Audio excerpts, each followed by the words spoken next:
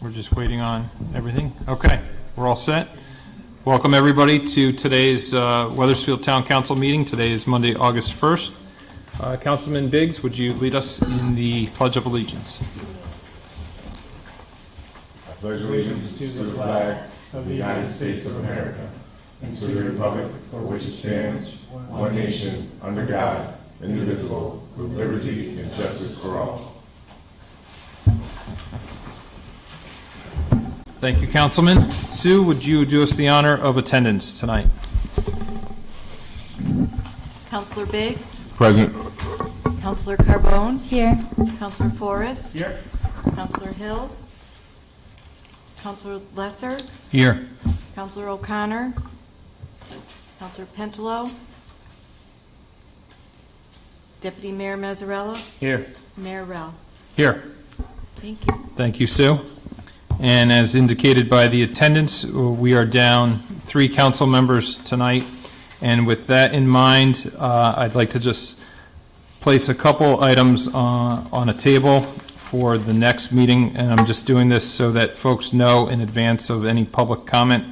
Item 3A3, this is a sports complex set aside. Actually, you wanted to discuss it? And put it off. Okay, yep, I think because the 3 authors of that resolution who aren't present tonight, we will put that on a table for the next council meeting, September 6th. Additionally, under item 3, unfinished business, B, requested clearance easement by the Connecticut Airport Authority. There are some things that were just handed to us tonight, and again, without 3 council members, I would like to put that on the table for the next council meeting of September 6th. And then additionally, I had gotten word that some folks want to speak on item 6A. This is the formation of a financial resilience committee. Thanks to the efforts of Councilman Forrest in the 2020 budget meeting, as well as brought up again this past May in the most recent budget discussions. We will put that as well on the table until September 6th. Second. Thank you. Motion's been made and seconded. All those in favor signify by saying aye. Aye. Opposed, nay. Ayes have it. Those items will be heard at the next council meeting. Okay.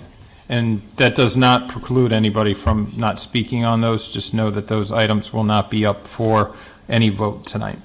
And then Sue reminded me, and I'll probably put another reminder in, we do have a sign-up sheet. It's for folks that when they do come up to speak, sign your name and address. I believe Sue has placed that up there at the microphone. It's right here. To that point, we do a 5-minute speaking engagement in the beginning and 5 minutes at the end. Please state your name and address, and you're limited to 5 minutes.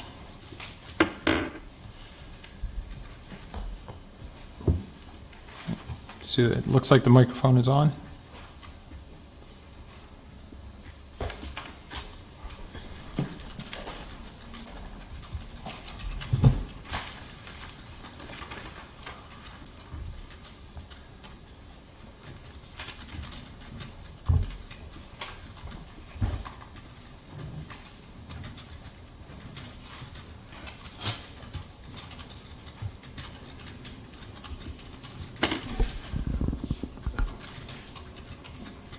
Sir, if you wanted to speak, you can, if you want to speak, you can stay right up there.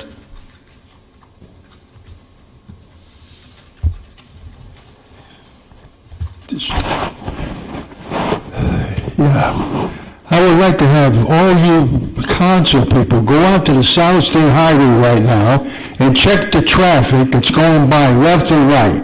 Because I live on 4 Stillwell Drive off the South State Highway, across from the car wash and what do you call it, the granite shop.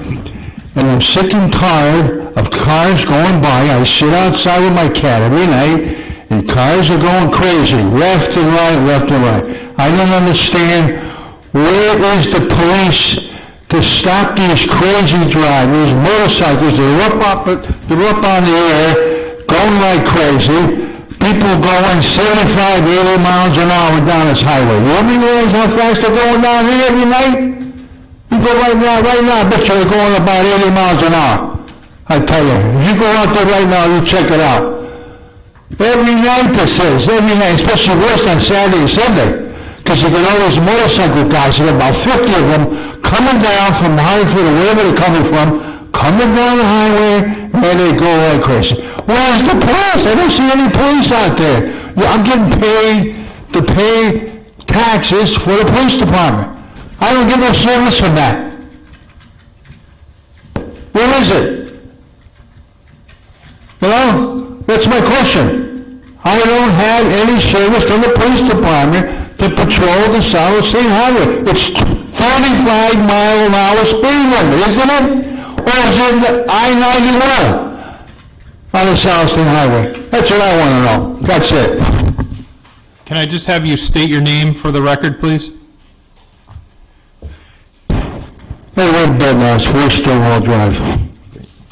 Thank you.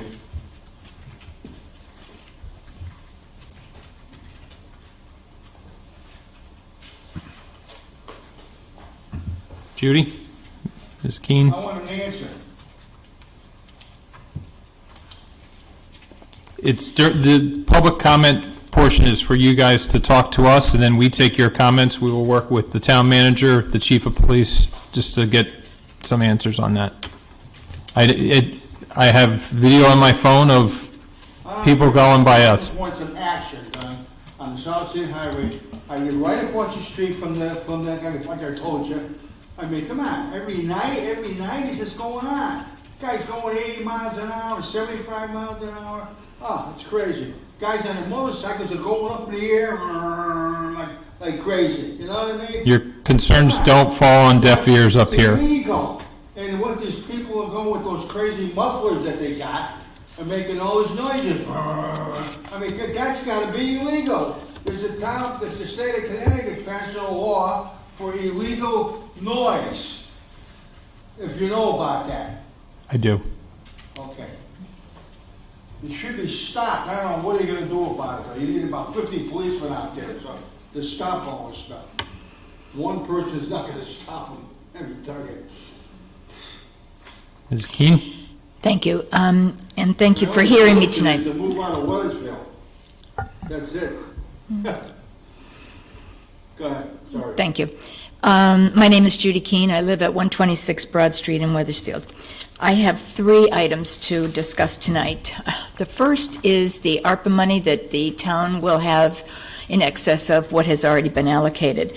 And I would like to plead on the part of the Keene Foundation that we could have a portion of that money, because we had losses during pandemic and well over $30,000. And every penny that we can bring in will go to our after-school programs. So we would appreciate anything that you can do to help us with that. Our programs are running at top speed this fall. Carolyn Vizina is our director of after-school programming, and she's done a great job getting new programs. And one of the things that has happened in the arena of after-school teachers is that many of the companies that we used they're out of business because they couldn't get teachers. So we have to now come up with new teachers, new programs and everything, but she's done an excellent job in that. So please consider the Keene Foundation with after-school programs when you're doling out the ARPA money. The second topic is Brainerd Airport, and I'm going to read what I sent this in a letter form, so if you don't want to read the letter later, that's fine. I object to the town selling, or really gifting, the 4 acres of clearance easement requested by Brainerd Airport and the CAA for $1. At a recent town council meeting, it was decided to allow the airport and CAA to trim the trees in those 4 acres. I was not in favor of that at the time, but I accepted it, and now they've come back for more. Now they want all of that acreage. If you recall in the past, this same organization took the liberty of trimming trees along the river, again for safety, and clear-cut many acres along the river. I'm fearful if we allow them to acquire that parcel, they would not just trim trees, but clear-cut again. And I'm sure that they will be coming for more property in the future, in the name of pilot safety. There will be no trees in that area if this is allowed. This is prime riverfront property that belongs to Wethersfield. What do you think the price would be if it was on the open market? 4 acres of riverfront property. The area that we are talking about, I believe, is also an area that has been conserved. This area is one that fosters wildlife and birds, and any intrusion at all will affect the ecosystem and all of the above. This is also an area for future exploration if we ever were to be blessed with bike trails or parks along the river there. This might be a parcel that a trail should pass through. The City of Hartford has acquired a grant to study the airport and its long-term effect on the larger community. The grant will determine if this would be an area with the potential for increased taxable properties, including development, bike and walking trails, and parks for residents, as well as for the communities that surround Wethersfield. What will happen if the City of the Hartford does move along with that plan? What will happen to those 4 acres then if they are gifted to the CAA? The last point I have is that the airport and the CAA have promised to residents of Old Wethersfield that they will comply with the good neighbor rules that recommend to pilots that they not fly over the densely populated Old Wethersfield, but that has yet to happen. The daily onslaught of small planes flying so low that you can see the pilot and jets that are so loud that you cannot hear a phone conversation or a TV and that literally shake the house is becoming very intrusive and has not abated at all. I've served on the Airport Advisory Committee for Noise for decades now, and none of the I don't think any of the complaints or requests for assistance have been validated. At a recent meeting of the Airport Noise Abatement Committee, the airport spoke about the number of calls that they had received in the last 3 months. And like many other quarters, they were in the hundreds of planes that were identified as being beyond tolerance. The airport has said in the past that they will counsel the offending pilots not to fly over that area as they have been asked to avoid it. But the airport representative the other day said he was not aware of any meeting with the offending pilots, at least during this quarter. He also said that the policy was to return a call to the reporting resident. Again, no calls were ever, that I know of, made that he was aware of. I urge the town of Wethersfield not to sell the 4 acres for $1. If nothing else, get fair compensation, which they would have to provide if they took it under eminent domain. If neighbors can complain about another neighbor's noise and traffic, and if nothing else, it can be resolved if this noise complaint can be resolved by a commission, why can we not resolve the noise of planes leaving and coming into the airport? Thank you for your time and attention to this matter. It matters to Wethersfield. And my third thing is that, and the Deputy Mayor and I have talked about this before, brown barrels. I really, really, really encourage the town council to consider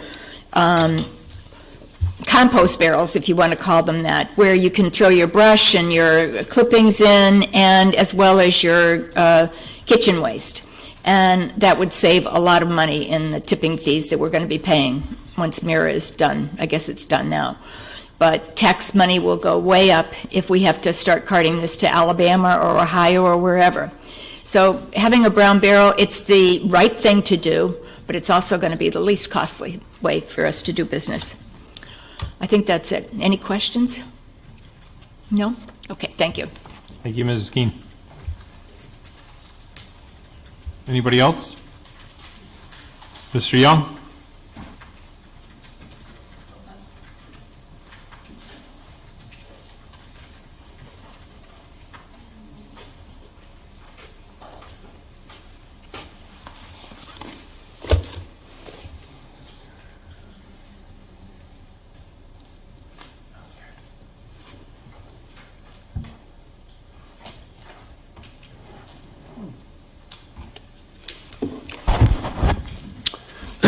Good evening, Robert Young, 20 Copper Mill Road. You know, Mayor, 4 or 5 months ago, it came to the surface one night here at the council where the Weathersfield Art League was asking for a $2,000 endowment or whatever to buy a shed and have some other work done around a property that I had no idea, I knew existed, but I had no idea who owned it or whatever else. But it obviously was the town of Weathersfield. And it turned out that the town of Weathersfield has been allowing this group to be in that building since the 1970s, if not the 1960s. But the town of Weathersfield pays all the expenditures that are incurred on a regular basis from that building and from that group. That means we pay the electric bill for that building, and these people are in there 365 days a year. They have access to this building 365 days a year, all year after year after year, and we pay all the expenses, and they pay nothing. No rent, no lease, no anything. And I've asked you on numerous occasions since we heard about this right here in the chambers, have you done anything about it? Have you got them on a lease? Have you got them on fair market value lease? Have you got them on paying their own electric bill, their own natural gas bill, their own whatever else, their insurances and telephone bill?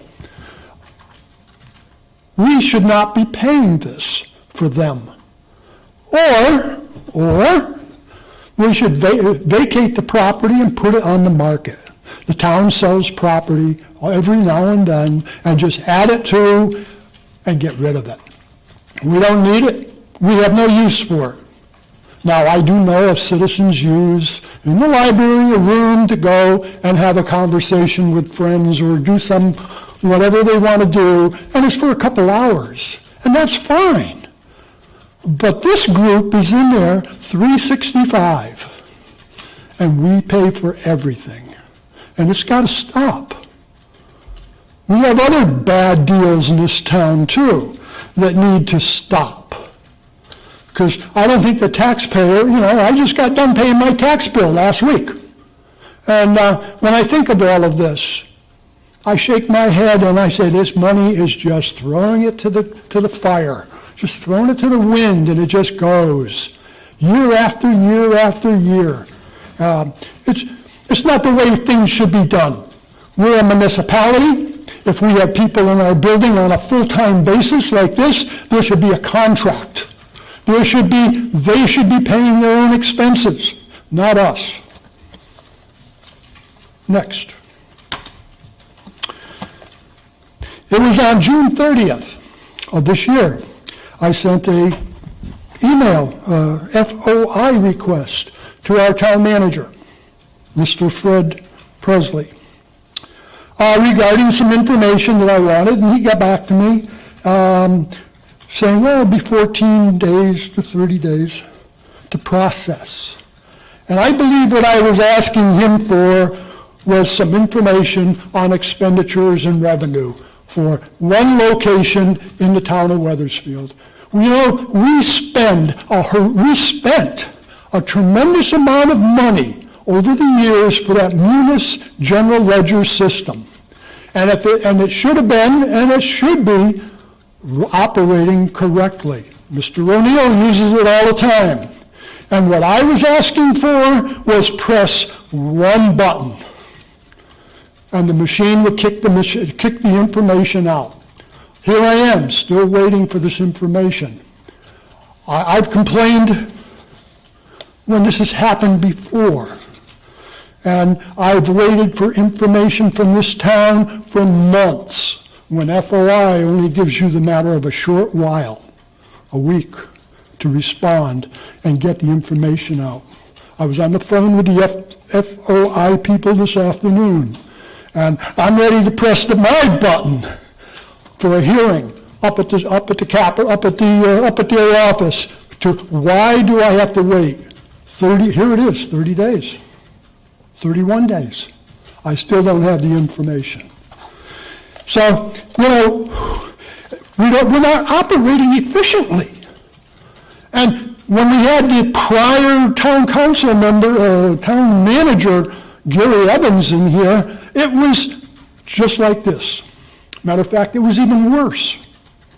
I waited 60 days, 90 days. Matter of fact, I didn't even give you anything in one case, and you brought Bonnie Therian in, and within a short while, she was able to institute the information that I wanted, and I got it. But, we can't, Fred, I'm going to go after you like you ought to be taken after, okay? I'm going to drag you up there to the FOI hearing. And your excuse, you better have a good excuse, because I'm going to be screaming, you should be fined, you should be everything, okay? Because when I want something, I pay for it. I pay for it in my taxes. I expect to get it. And there was a time. And I'm very allowable on that. And look, I'm already 31 days into something that I should have got within a week. So, guys, we gotta step up. And if we can't perform, we gotta step away, okay? Mr. Young, your 5 minutes are up, but if you've got Thank other you. issues, we can take those up in the second. I'll be back. Thank you. Anybody else want to speak? Yes, ma'am.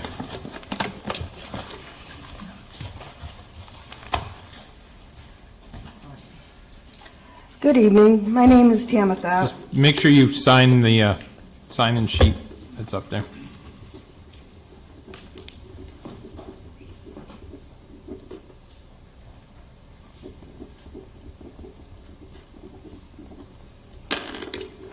My name is Tamitha Wolfel. I live on Collier Road in Weathersfield, and I'm here to discuss the sports complex. As knowing about the Weathersfield Keisha committee, that nobody knew that this referendum had taken place. So some things that I wanted to note, as it has gone to the town for the COVID funding, where this town has over 26,000 people in it, 3,600 of which are school age. Of that school age people, the Department of U.S. Health and Human Services says that approximately 56% of people, school age children, play sports. So we'll take that 3,600 and bring it down to around 1,800 people. So, and I noticed there's the $7 million that you want to allot that COVID fund for. But that leaves 24,000 of us that are not playing sports in this town. And every month, we pay taxes on the schools, renovations, and I mean, we get that, we need the schools. But this is an extra curricular item. And as noted on the list, there's $8 million that's up for budgeting, where that money would be used much better towards the fire department, the public services, and things that we really need in this town. There's fields that we have that are already destroyed that need to be maintained, that aren't even being taken care of now. Aside from the fact that this is a residential neighborhood, I did the whole soccer mom thing. I did the 11 o'clock at night games, the 12 o'clock night games in Glastonbury. That isn't a residential neighborhood. And I noticed that you're proposing for a year-round event. So this would cause a lot of traffic and congestion in a residential neighborhood. Aside from the fact that it is a wildlife preservation, that is my backyard. We have coyotes, we have deer, we have opossums, every animal you can think of. It's a super highway in my backyard. And they will have nowhere left to go. This land, that the Keisha committee did not even know about this. We found out about this at 4 o'clock today. That's when I found out that this was done on July 13th. We've been meeting, my company, my business just donated money to fund the last two bands that took place at the Keisha Farms. I don't know if any of you had attended that, but there was a great turnout of people of all ages. So,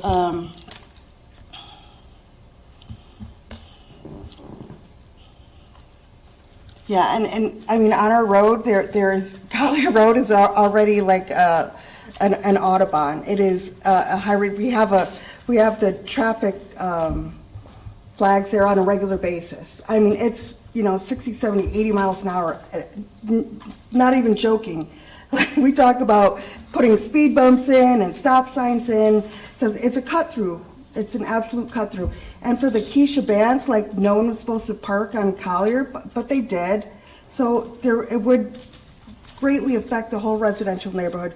But that is not the main reason. The main reason is to have a community farm for the other 24,000 people to go to have, events like painting nights and barn nights and do natural things like that. It's not all about sports for the 3% of kids in town. There is the rest of the town that we have to think about as well. Thank you. Thank you. Yes, sir.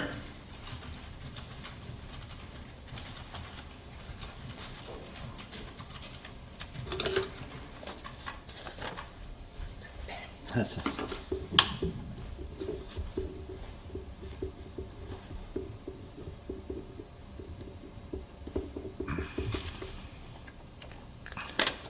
Hello, my name is Paul Gagney from 74 Harris Hill Road, and I've lived in town about 20-something years, and my 3 kids have gone through the public school system. 2 of them are still in it. One's a senior, one's going to be a freshman.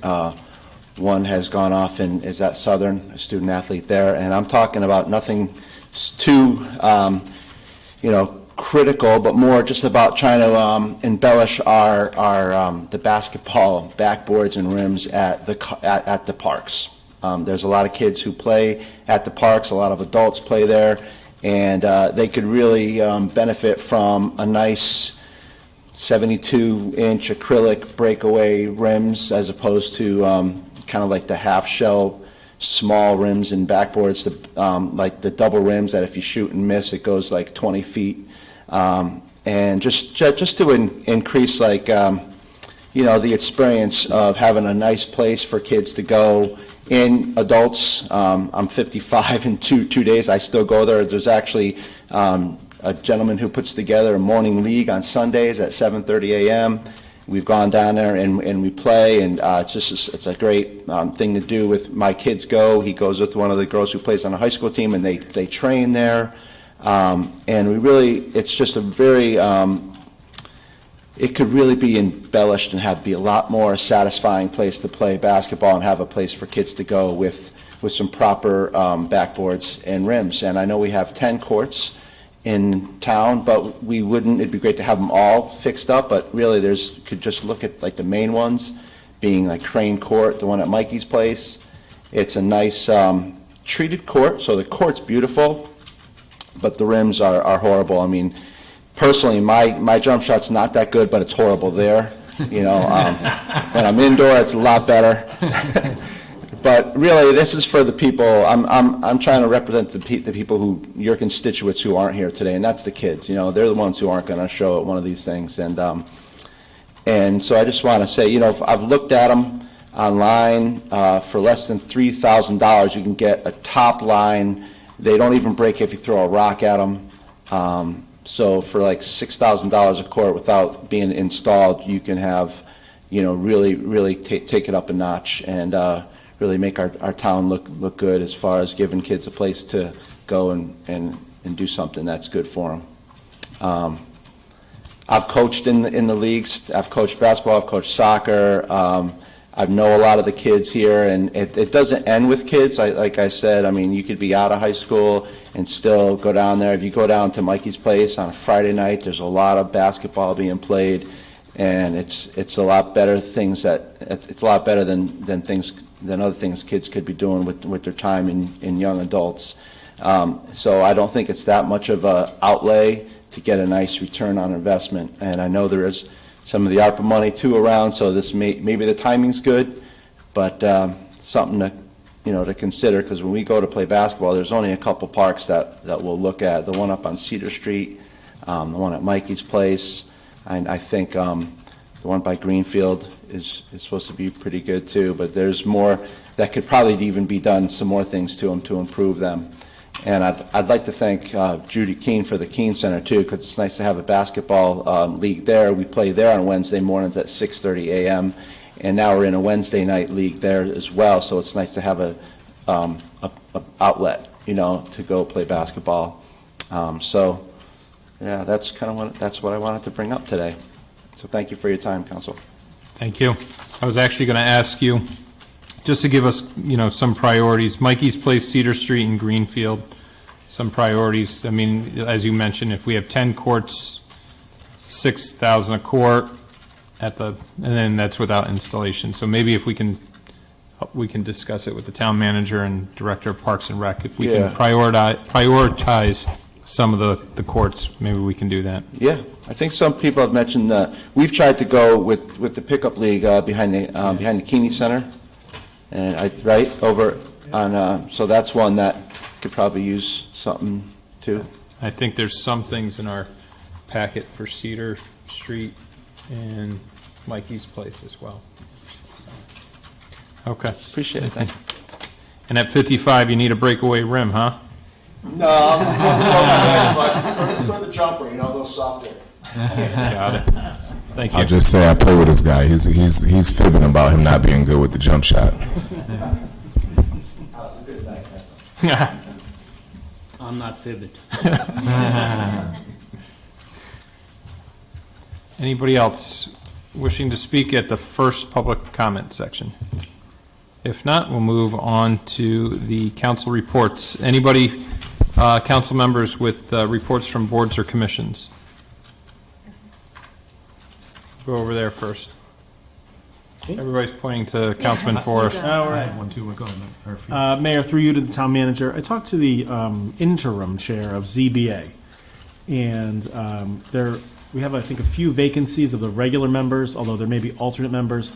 And I sent you recently a couple of the state statutes as it relates to the ZBA and the requirements for regular members. So if we could, and Mayor, this is through you, and I've talked to the chair of the Democratic Town Committee, if you could talk to the Republican Town Committee, it looks like that particular, very working committee needs a few more members to get the work done, and also to put those members in a position where they can get a chair now, maybe promote an alternate to a regular member, at least to start to get some regular quorums so that they can do the business of the town.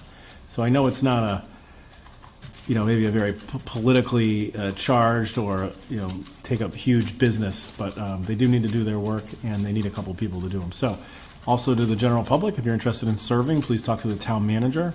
This town runs on volunteers, all up here and all throughout the entire town, so that would be very helpful. And if you need help finding a person, but we just need to make it a high priority so that we can do the business that the town needs, especially as far as zoning goes, so we can have economic development and also just be a properly functioning town.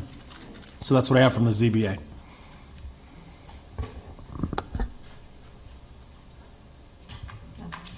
Councilwoman Carbone?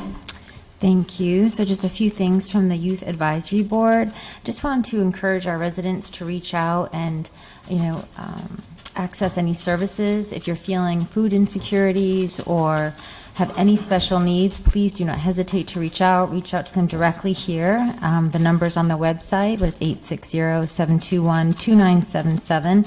And you can be put in touch immediately with a social worker, assess your needs, and get you in the right direction. Also, we're in need of donations, so if anybody out there is interested and willing, that would be wonderful. You can donate right here at the town hall if you want to drop off some goods, or you can go to the website and donate money, and it would be really appreciated. Another thing for the public to remember is that our beautiful farmers markets, which is by the DMV on Thursdays from 3 to 6, also allows you to use your SNAP benefits, and you get 50% off produce. So it's a huge boon for people who, it's great. Carbones are synonymous with food, so it's really important to me. that people get proper nutrition.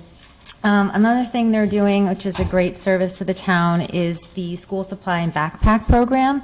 So we are accepting donations, just drop them by anytime. Unused backpacks and any grade school supplies would be really, really helpful.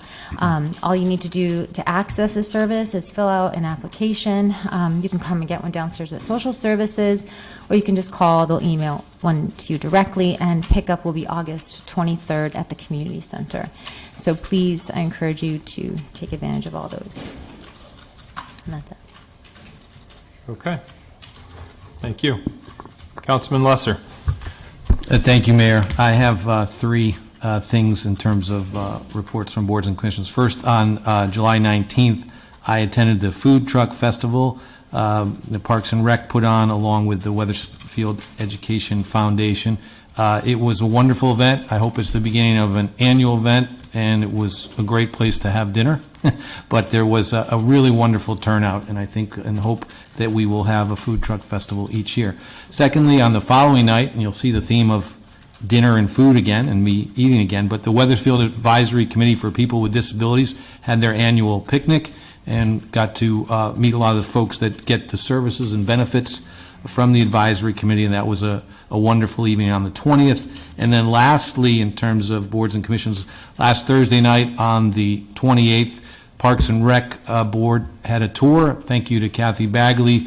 We went to many places in town, the Cove, we went to Keisha Farm, we went to, I'm gonna miss one or two, we went to Mill Woods, and then we went to the pickleball courts, which, as some of you have heard me say before, I'm already pretty familiar with them, as I've played there many times, and maybe the gentleman, if you want, my jump shot's terrible, but if you want to maybe play pickleball at some time, be happy to have you join us. But As I retire from basketball, that pickleball is the way to go. yeah, absolutely. But thank you to the Parks and Rec Committee for the tour, and it was well worth it. And that's it, Mayor. Thank you.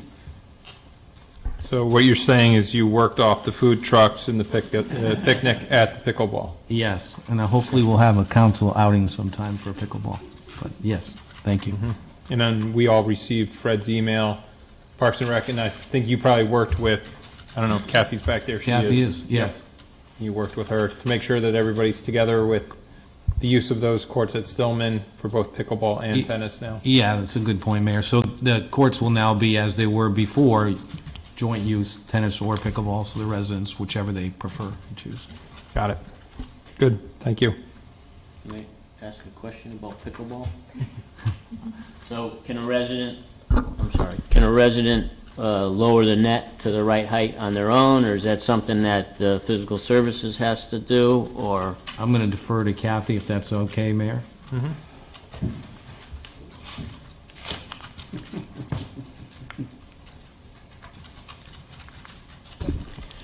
Right now, we're working through that. Right now, the courts, one court is set at a pickleball height and one is at the tennis height right now. And we're going to be working with residents, trying to figure out what's going to be the best way for them to be able to access the net. So in other words, if there's, 4 people lined up to play tennis, they can, and no one's playing pickleball, they could raise the net and play tennis? Or is it going to be a permanently, one court's going to be pickleball, the other court's going to be tennis? We're honestly not sure yet. We're going to work through that and kind of talk to the people out there that are using the courts. Okay, thank you. Thank you. And then open it up to council comments on any topic. It doesn't have to pertain directly to any boards or commissions. Councilman Forrest? Just quickly, we heard today talking about, possibly adjusting our municipal waste stream to something that is more sustainable. Deputy Mayor's talked about it a few times. I've talked about it over the years. Even about 12 or 13 years ago, we had a plan together that started to work into that. It ended up to be put aside for a little while. But that is, although it's on the agenda today, but we won't discuss it. But that's one of the 3 or 4 topics that the Financial Resilience Committee will likely be looking into. It's a transformative, budgetary, and taxing concept that's big, broad-based, and We know it got brought up here today just at the public comment, but it has been talked up here at this dais several times. And I look forward to tackling an issue just like that. It's one of the 3 or 4 that I gave to Fred as we get that committee off the ground. I know it's not going to happen today, but I think it's interesting that the public sort of started talking about it and we've talked about it. It seems to be have a unified purpose that was something we should look at, that we know is a large part of our budget that we might be able to remove. Councilman Lesser? Thank you, Mayor, and sorry to take up a lot of time with the last report and this one. I'll be quick, but I have 4 items of events I attended in the last couple of weeks that I think are worth noting. First, on July 21st, I attended the Laura's Garden dedication, and Mayor, you did a wonderful job with your speech, but it was a moving experience and a nice tribute to one of our residents that passed, and it's going to be a great benefit for the whole community. The second thing is the cultural distinction that we got on the 27th, the first town in the Hartford area and the 4th town in the state to get this unique distinction, which is wonderful for our town, and it was an excellent ceremony, very well attended. Next, on July 27th, I attended the Times Fool Company fundraiser, and I do want to mention a little more about this for a minute. This is a local Wethersfield company, 2 folks that have just moved to town, run this, and they're going to be doing a free production of Macbeth, August 16th through the 20th. Last year, they did Romeo and Juliet here in Wethersfield at Keeney outside, and they had over 600 people attend, which is wonderful, and that was the first time. This will be the second one in a couple weeks, and I actually, with Bryce Hardy, the owner of the Charles, was picked out of the crowd to learn how to sword fight, and I failed miserably, and if it was real, I would have been killed. Bryce was quite good, but it was all in good fun and all for the benefit of this new theater company that I think will be great. And then lastly, one of our town employees, 38-year town employee, Chris Taylor, Coordinator Senior Services and Veterans, I got to attend that, and Kathy and her team, Erica, did a great job of recognizing her, and I've spent some time working on veterans issues with Chris, and I know how dedicated she has been over 38 years to help veterans and seniors, and just want to mention it publicly here. Congratulations to her, and it was great to attend her retirement party. And that's it, Mayor. Thank you. Great. Thank you. Councilwoman Carbone? Thank you. So as you'll see on the agenda tonight, we have a Cove Park discussion. That's because I've been a little bit of a pain in the neck to Kathy and Fred and talking about the Cove. I have a special place in my heart for the Cove, and as I'm sure all of our residents do. I wish I had known about that tour. I had no knowledge of that. I would have loved to gone on that, because it's really important that, especially now that as we've gotten this cultural district designation, that, you know, even when we were at the dedication, they mentioned walking down to the Cove, and I don't know if many of you have been to the Cove lately. It's not looking so good. So I know there's a plan in place, there's not a plan in place. They're working on creating a plan to address some of the issues. I know there's a little bit of funding that they have set aside for that, but based on the issues that I see at the Cove, I think we need to, and that's why it's under the ARPA funds, and it's not even listed on the sheet for that either. I feel we need to set something aside. It's a historic gem in Wethersfield. It needs to be preserved, it needs to be upgraded, it needs to be restored. So I think that's something we can discuss, and that was all the reason I had wanted to do that. It's very important to me. The second thing is really to the general public and to the residents. I think I can speak for all of us that when you send in your comments, you speak, we hear you. We absolutely hear what you're saying, and we take all your comments into consideration. So just know that if we don't respond to you, and I'm speaking for myself now, if I don't respond to an email, please also know that I've heard you, I'm hearing you, and we're going to work on it best we can on our end. Lastly, I have a question. It's about the Keisha Farm Committee. So I wasn't here when this farm committee was enacted or when it was created. So I was just trying to understand a little bit of their role. So forgive me, and I don't know who to address this to, so maybe whoever wants to answer me can. What was the purpose and objective of creating the Keisha Farm Committee? Number one. Number two, has that objective been met? And number three, what will that committee's role look like moving forward as we develop or not develop Keisha Farms? So I don't know who has answers, who wants to. And with that, I'm all set. What's that? Exactly. I'll take a stab at it. I wasn't here when they were created, but I will say that my understanding is that they were created for the purpose of, once the town purchased Keisha Farm, the council set up a committee to look at what were the best uses for that property. They were to poll residents. They were to have various meetings. They met several times. They did do a survey of residents. And the purpose was to determine what's the best, come up with ideas for the best uses for that property.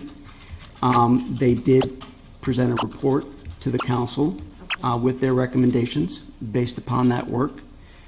So technically, their purpose has been fulfilled, and it's my understanding, and you have some members in the audience, and I know Kathy can speak to this too, that they are now moving on to the next phase of what they want to do, and that's on their own. That wasn't at council direction. That is to create a nonprofit that could help raise funds for Keisha Farm, hold events like you saw with the music events and things of that nature, and do future programming if and when the council decides what exactly is going to happen with the entire property. So, Based on what the Keisha Farm Committee wants to do, not what we've decided as a town to do. well, ultimately, I think it's going to be based upon whatever gets done there. I don't think that, regardless of what the council decides to do with that property, my guess is that there's some elements of farming there. There may be some elements of recreation there. Mm-hmm. My guess is that the Keisha Farm Foundation, or what are the Friends of Keisha Farm, will continue to operate and do things. But that's up to them because they're going to be their own entity, their own nonprofit. And that will be Friends of Keisha Farm.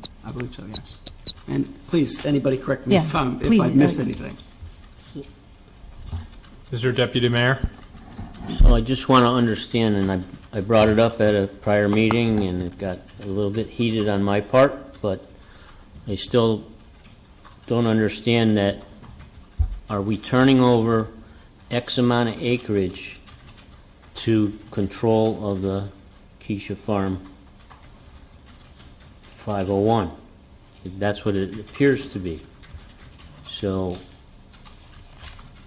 I mean, we had a couple events that I understand were very well attended and so on.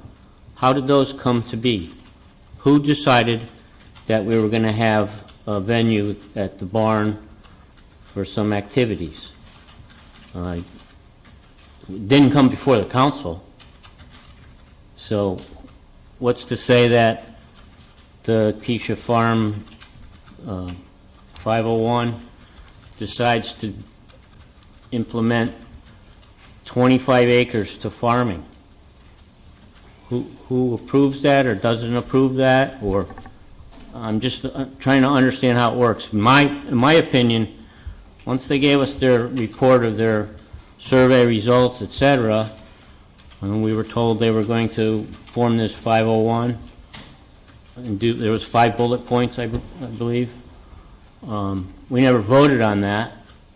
That was just the presentation, and the group went away. So, are they done, or are they going to continue as part of Parks and Rec forever? And my concern is that we now have a committee that is making decisions about what's going to be done with the property. And I was led to believe that the town people's input was going to dictate what was done with the property. I'll respond to a few of the things you said, Deputy Mayor. Keisha Farm Committee does not decide what happens to that property. We have not given any portion of that property to the Friends of Keisha Farm or anyone else because that's a council-only decision, and that decision has not been made yet. With respect to the events that were held there on the last few weekends, any organization, any group, any individuals can apply to utilize town property. There's an application process. They fill out the forms. They go to Kathy. Kathy reviews them. She signs off on them. They come to me. I review them. I ask about questions about the events. If I have questions, if I believe there might be a safety issue involved, I'll bring the chief in and say, do you have any concerns with this? We actually had meetings about all the events going on this year, and what goes forward. So there's a process that does not need to go before the council. If the council would like to change that, you're welcome to do that. But the process in place now is it goes to Kathy as Director of Parks and Rec. Anybody can do that. They do that with the community center on a regular basis. They do that with the parks, with the pavilions. Keisha Farm right now is just another town property that people can ask to utilize for certain events. And if it makes sense, if it's not going to cause disruptions, then, you know, it's our discretion right now whether or not we approve it. I didn't see the harm in what was proposed, and I think it was a successful event for those that would say. So, so right now, what happens at Keisha Farm is 100% within the council's purview. That decision hasn't been made yet. As far as the Friends of Keisha Farm, I know they have their own desires and what they want to see happen with that, and that's all going to be information that you all get to weigh as you decide what happens to that moving forward. I've made no determination. I will not make a determination on what happens on that property. That is up to you all. I will help facilitate the process. There's a survey going on right now with UConn. I met with that consulting team with Kathy last week, and they understand fully what their task is, and they will be coming back to you all in September with the preliminary first view of what they saw and get feedback from you all before they finalize any reports. So that's where everything's at right now, and so that's how I understand it. A little question about the finances of this. So if I have a private group, it's not a 501, but it's a private group, and I want to use the community center or reserve the pavilion at Mill Woods, I pay a fee. So was a fee paid for physical services, overtime? Sally's over there with, I think, 2 employees, one to tow the vehicle, the bandstand over there. One person stays for the whole event, I believe. There was signage put up for parking, and who pays for that? I could answer, but Kathy, if you're okay with it, Mayor and Town Manager?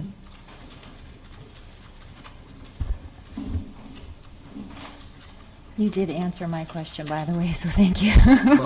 Appreciate it.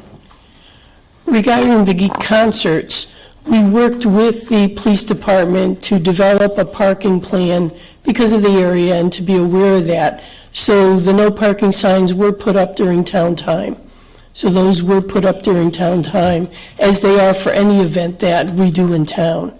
Regarding the costs, the showmobile costs, which was this past Saturday night, are being paid for through the Friends of Keisha Farm. They solicited donations, and we set that up ahead of time. I'm sorry, I thought... No, sorry, you said donations, but there were private donations from citizens and organizations in Weathersfield that donated for the pavement. And how does that work? I mean, because I saw where you could donate to the town and just put reference to, so do you have an account set up for donations that's strictly for Keisha Farm events? Did that cover Ms. Katz's crew to clean the place up? That was mentioned in the town manager's report, and all those other activities to get that property safe and tidied up for the public? Or does that just come out of everybody's budget that I constantly hear about? You know, we don't have the budget for all these things. The cleanup prior to the concert was done on town time. It is town property, and it looks 100% better than it did before. Regarding the donations, we did get permission to set up an account through Parks and Rec for the initial private donations that came in for those 2 concerts. And we knew it was going to be a temporary thing because they were working towards their nonprofit status and towards their being able to set up their own account, which they have done. So we're going to be in the process of taking those funds that have to pay for the expenses of the concert, and then whatever remaining donations are left, they'll get that to put in their bank account, and we won't be doing anything else with that. Okay, thank you. So I just, it was an education there for me. So now, if I decide to have the Little League field refurbished, I can make a donation to the town and just write on the donation that this is only to be used to refurbish the Little League field. Is that how it works? We'll take donations anytime. Yeah, but I mean, it's going to be earmarked specifically for a certain thing. I didn't know you could do that. I thought it just went into the general fund. Parks and Rec over the years has done a lot of facilities through public-private partnerships. So we've done a lot of that through our finance department, whether we've set up the accounts or they've had outside accounts and they've paid for it. So we've done a lot of those things in the past. Okay, thank you. Good to know. Any further comments? General comments? Councilman Lesser mentioned a couple things that I was going to mention. The designation of the cultural district is great. That is something, I think it's over a decade in the works through various different organizations. I see some folks who were there last week for that. Thank you to the Lieutenant Governor who came for that designation.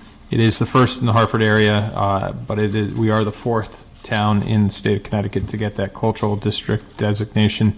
Lots of hard work through the museums, the shopkeepers, the restaurateurs, the cultural district folks, the Heritage Village Association, as well as the folks, the pedestrian walkability groups in town. Transitioning from that, I mentioned that same day the Putnam Bridge connection as well. We were at the groundbreaking for that. That is part of the connecting of Eastern Connecticut, Glastonbury in particular, but all of Eastern Connecticut coming into Weathersfield. And then trails that would lead to not only Old Weathersfield, but throughout Weathersfield. So there was a lot of things going on with that. Tomorrow night, the National Night Out is at Greenfield Park. This is probably about the 10th year that we've done this. This is for the police recognition from the community, recognizing the hard work that our police officers and public safety do. Again, it's at Greenfield Park, which is at the Pitkin Center, 5:30 to 8 o'clock tomorrow night. And then finally, it's been brought to my attention that there's some mechanisms or some, not rides, but attractions for playgrounds, and somebody's requested a handicapped accessible, and maybe the advisory committee on persons with disabilities may want to look into this. It's a swing for those that are wheelchair bound, so that they can enjoy the same sensation that those on swing sets could enjoy. A resident has emailed me some photos and asked that I at least bring it to the attention of the Persons with Disabilities Committee and probably Kathy Bagley as Parks and Rec with Mikey's Place. And I know there is an item on our ARPA for improvements to Mikey's Place. This could be something that would tie in nicely. I'll be happy to share those with council and with Parks and Rec. But I think it's a great idea, especially the concept of Mikey's Place was to make it handicapped accessible. Maybe at that point, 20 plus years ago, they did not have the apparatuses to make a swing set that was capable of holding a wheelchair.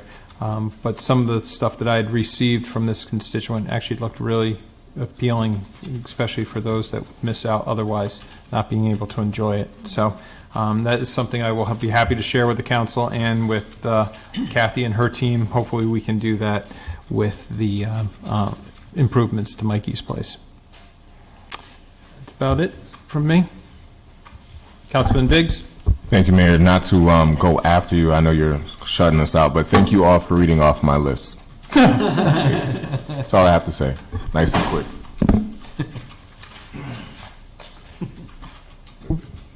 You still got your words in, though? Yep. Okay. Thank you. Moving along, Mr. Town Manager, your report. Counselor Biggs, they read off my list, too, so it's all good. So- It's the summertime, it's It is. quiet, not much goes on, but Right. we all want to pack it in. No, it's all good, but I will mention, it was referenced before, the information packet you have from the airport, it did just come today. It does include the exhibits that were referenced in the easement agreement and some of the data that Mrs. Keene referenced with respect to the complaints that we've received and the lack of follow-up with there. So there's some data there for you all to look at as we prepare for that discussion in September. And as the mayor just referenced, there's the list from Parks and Rec that was at the request of the deputy mayor for some of the breakdown of the money that's been requested through ARPA. So there's more detail there, but we can discuss those as we get into the ARPA discussion. That concludes my report. Great. Sue? The only thing I have is, we're busy working on the primary, we're issuing absentee ballots. Sue, That- can you just grab your microphone? Sorry. We're busy in the office issuing absentee ballots for the primary, and we're also working on getting the ballot materials for the absentee ballot for the election in November, for getting all those ready, because there's a lot to do. I know it's just envelopes, but they all have to have addresses and things on them, and the system's broken. We've been working with the state for about 2 weeks, and it's not up and running yet, so we're doing the labels by, or handwriting things, but otherwise it's going well. Great. Now, the primary is Tuesday, August 9th. Correct.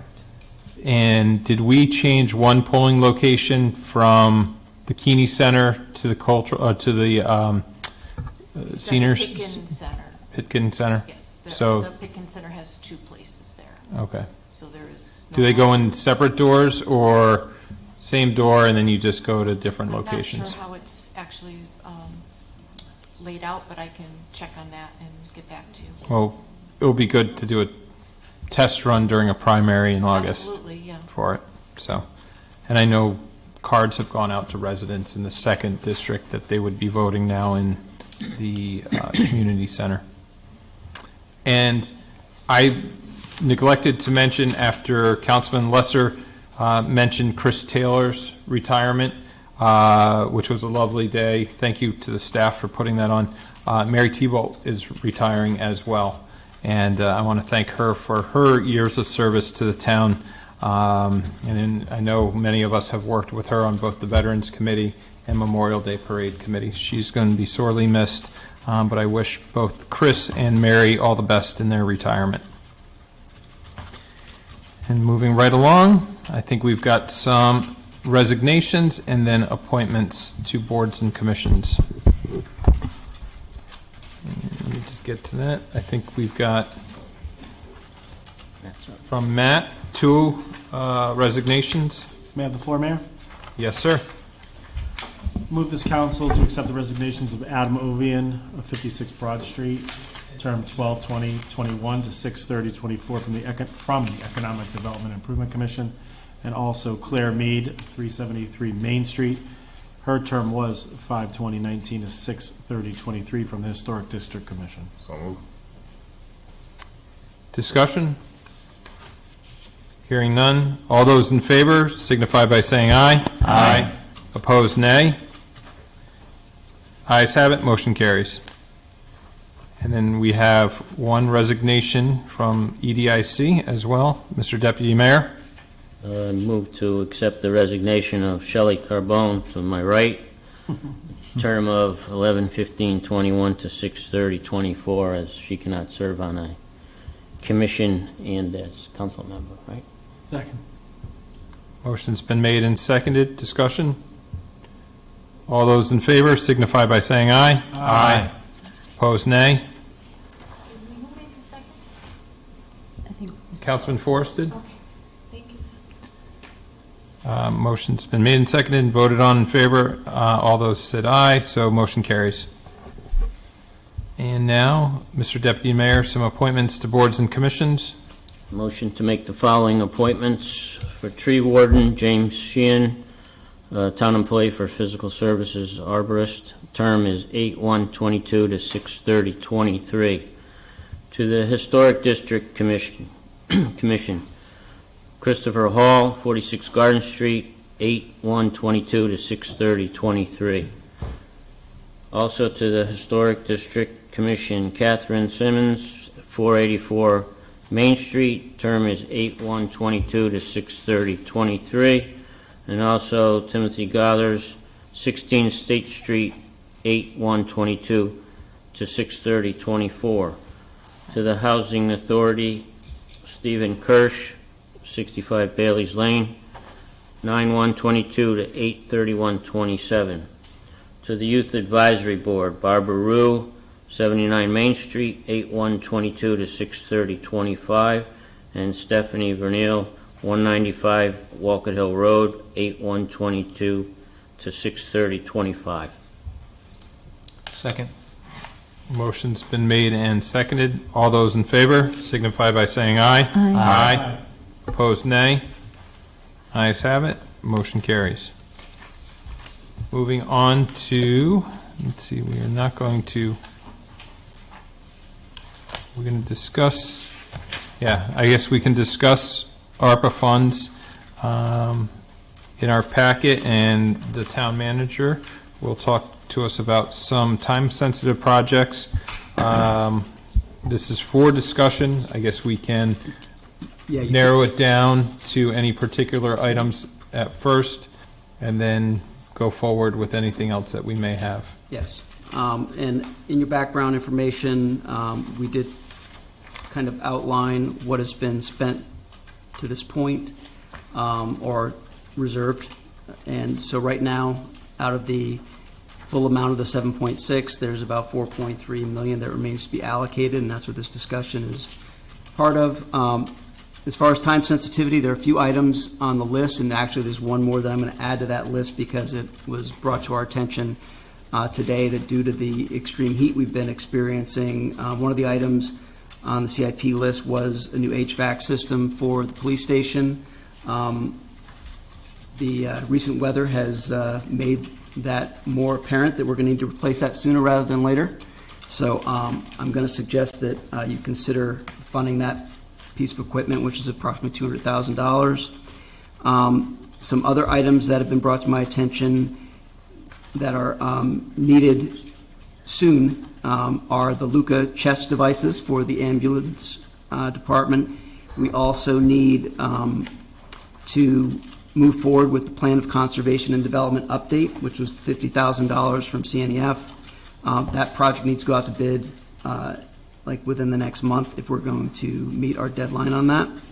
And then the items that were left off from the last time that you asked to have some discussion on for this meeting, most notably was the roof consultant who is present this evening to answer any questions that you may have, and Sally Katz is here as well. That was $73,747. And Sally can also speak to the Ventrac mower, because I know that was another issue that there were some questions about. So those are the items in terms of true time sensitivity. The other items we'd like to move forward on, some of the vehicles you'll see there, the dump trucks, the other equipment. We have some pretty rough equipment over in physical services especially. We'd love to move forward on some of those, but as far as being vital, the items that I've run down are the ones that we feel are most pressing. But with that, if you did want to have the roofing contractor come up and give you some updates with Sally, we can do that, because I know that was something that you requested at the last meeting. Yes. Thank you. Sally, if you don't mind.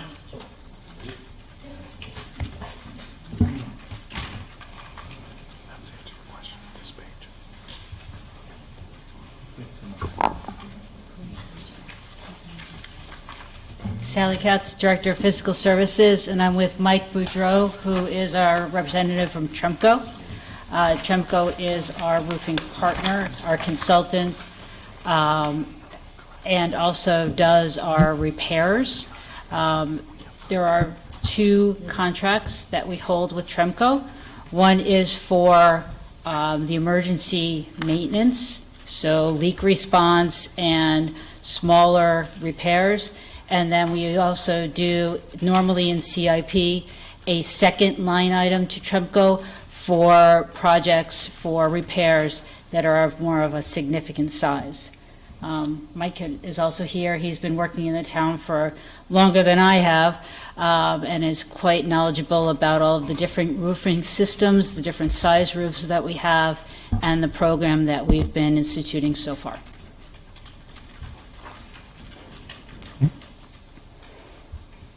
Questions? Questions, comments, anybody? I'm sorry, I'm just reading some things. I figured Mr. Deputy Mayor would jump in. This was a priority for him in July. Did you give Mike warning? Yeah. Huh? See, it's that guy over He's there. got broad shoulders. He can do it. He's already listened to the first hour of this, so I think he's already got enough warning. Where are you coming from?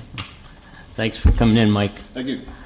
I have a range of questions. I'm not quite sure which best way to approach it, but from my point of view, we seem to have somewhat of a disconnect between, and I'm not sure where the disconnect is.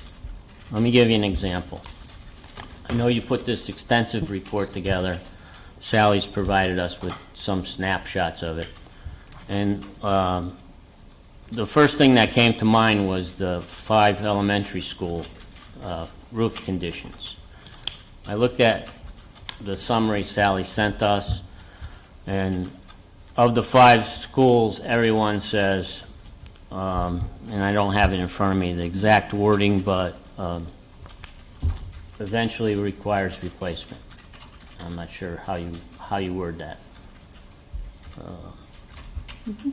Is that how it is? Yeah, eventually, Okay. yes. The big thing with the roofs on the elementary schools is that, and Mike can speak to this, it's not just one roof. There Right, are multiple sections, yeah, I understand that. Okay.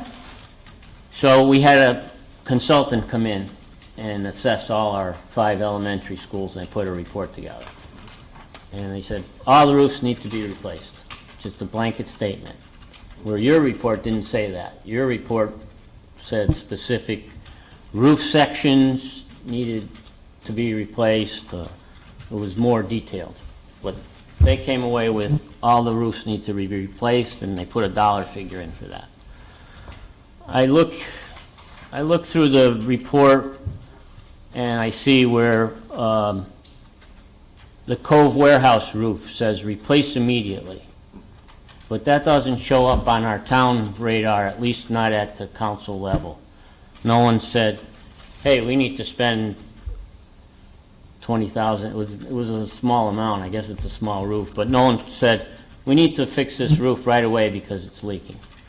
Several years ago, when we were working on the firehouse roof, I looked at the old academy building, which is across the street from it.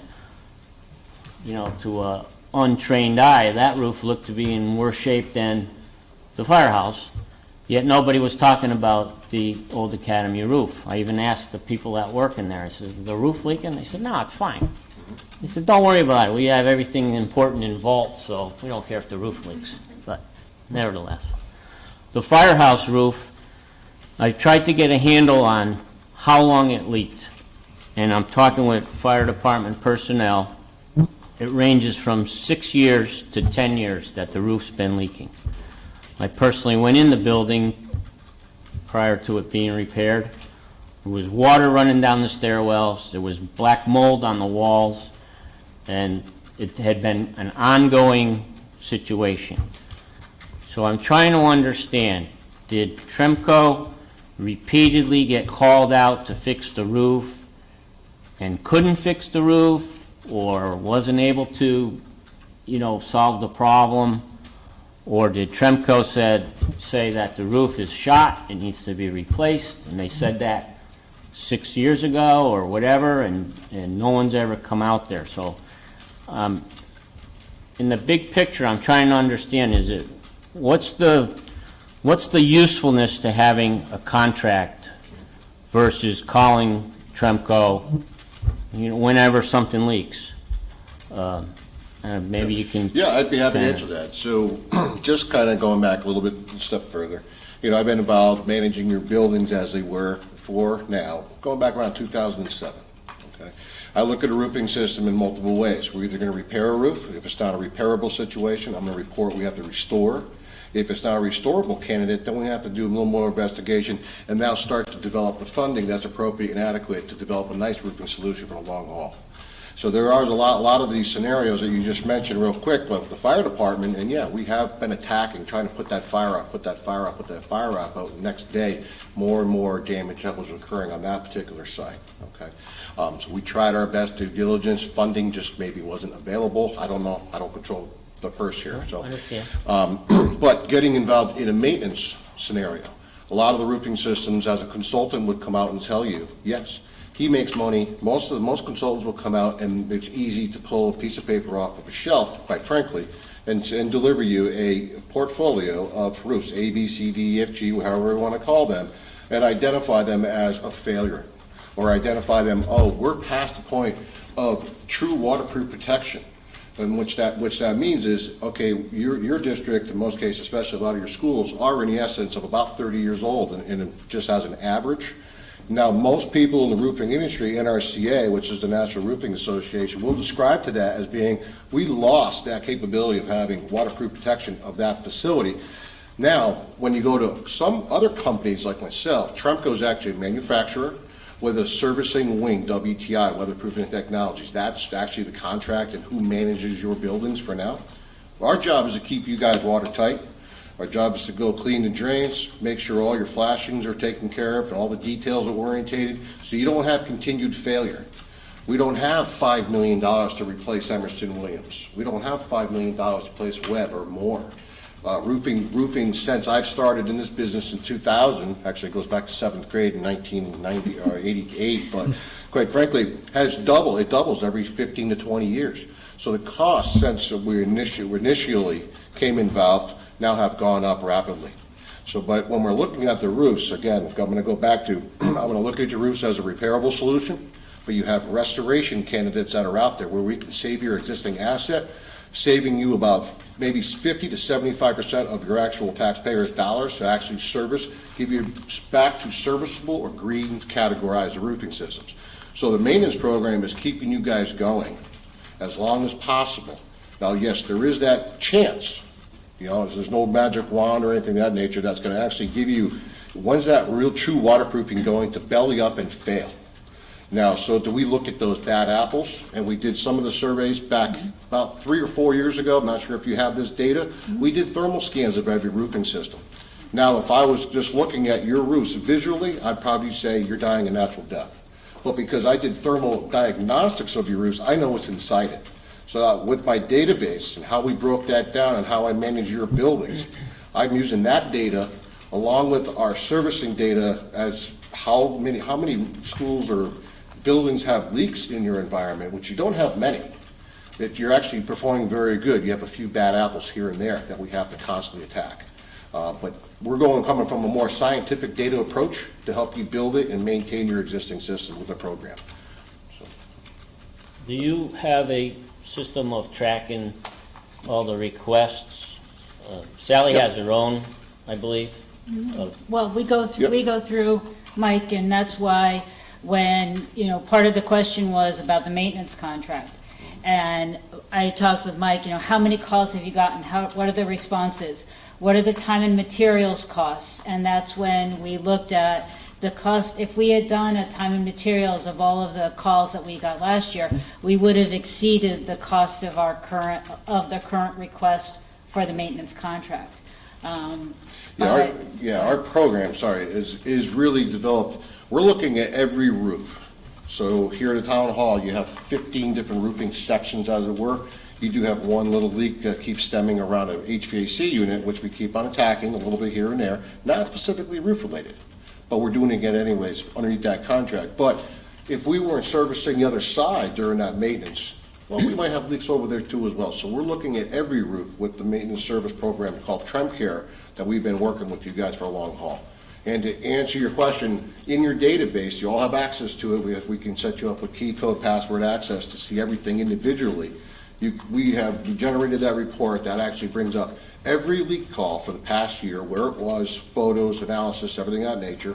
And then we compared it the year in 2021 2020, 2009, and we're seeing that cost of avoidance type of scenario actually occur, and we're breaking those down as well to show you that your roofs are starting to break down, but we're trying to maintain what we got without having to go out and spend a $20 million bond to re-roof 5 locations. You know.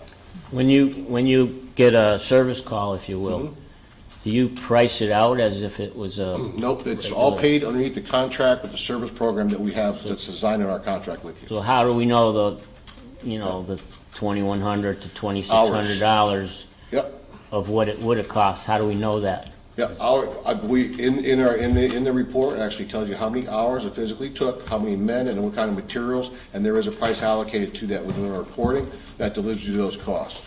So besides the maintenance of maintaining X, A through Z, then we go to also, X1 on the high school, because you got 45 roof systems there.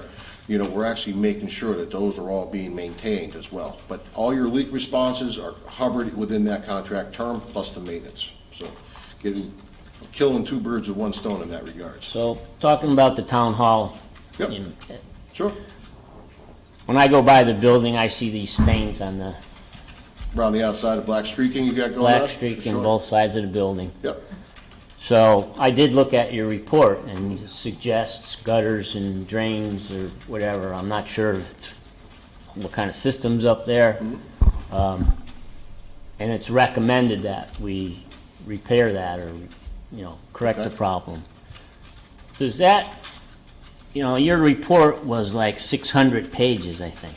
So we can go even bigger. I'm not the guy that wants to be reading that report all the time. Yeah. So do you boil that down and Yes. then sit down with Sally and say, look, these gutters are leaking. That's not just a streak. Eventually that water's going to infiltrate into the building. Yeah. So I don't understand why that's not on our radar. Yeah, in the report, we can pull it off as green, amber, red strategies, and we can label out the roof. And if you see that red roof, you can actually pull that roof out individually and say, okay, this is how we want to attack it. With the school systems, however, is a little bit different type of a strategy. It's always been, let's go out there, let's talk with the state, let's go do the architect due diligence, build a building, a large CIP, building renovation. That's what a lot of towns do, as I'm used to. So we start seeing that actually, so the schools, we started taking out those roofs and make them all orange, or for example, and just keep them alive until we know we had funding to renovate like we did the high school or something to that degree. But if you have individual roofs, I think the one you mentioned there that had a bad roof, the old academy. Yep, yeah, And it's it on does there. have some. And we do. That's on the list now? That's on the list. The other thing is that we have looked, with previous town managers, I've looked at some of the bigger scope projects, and even just kind of doing a back of the envelope estimate, we would blow the entire town's CIP request for one to 2 projects. And so when we be looking at a project that's well over $1 million and CIP is only 900,000, in discussions I've had previously with town managers, it's don't go for it because it's not going to happen.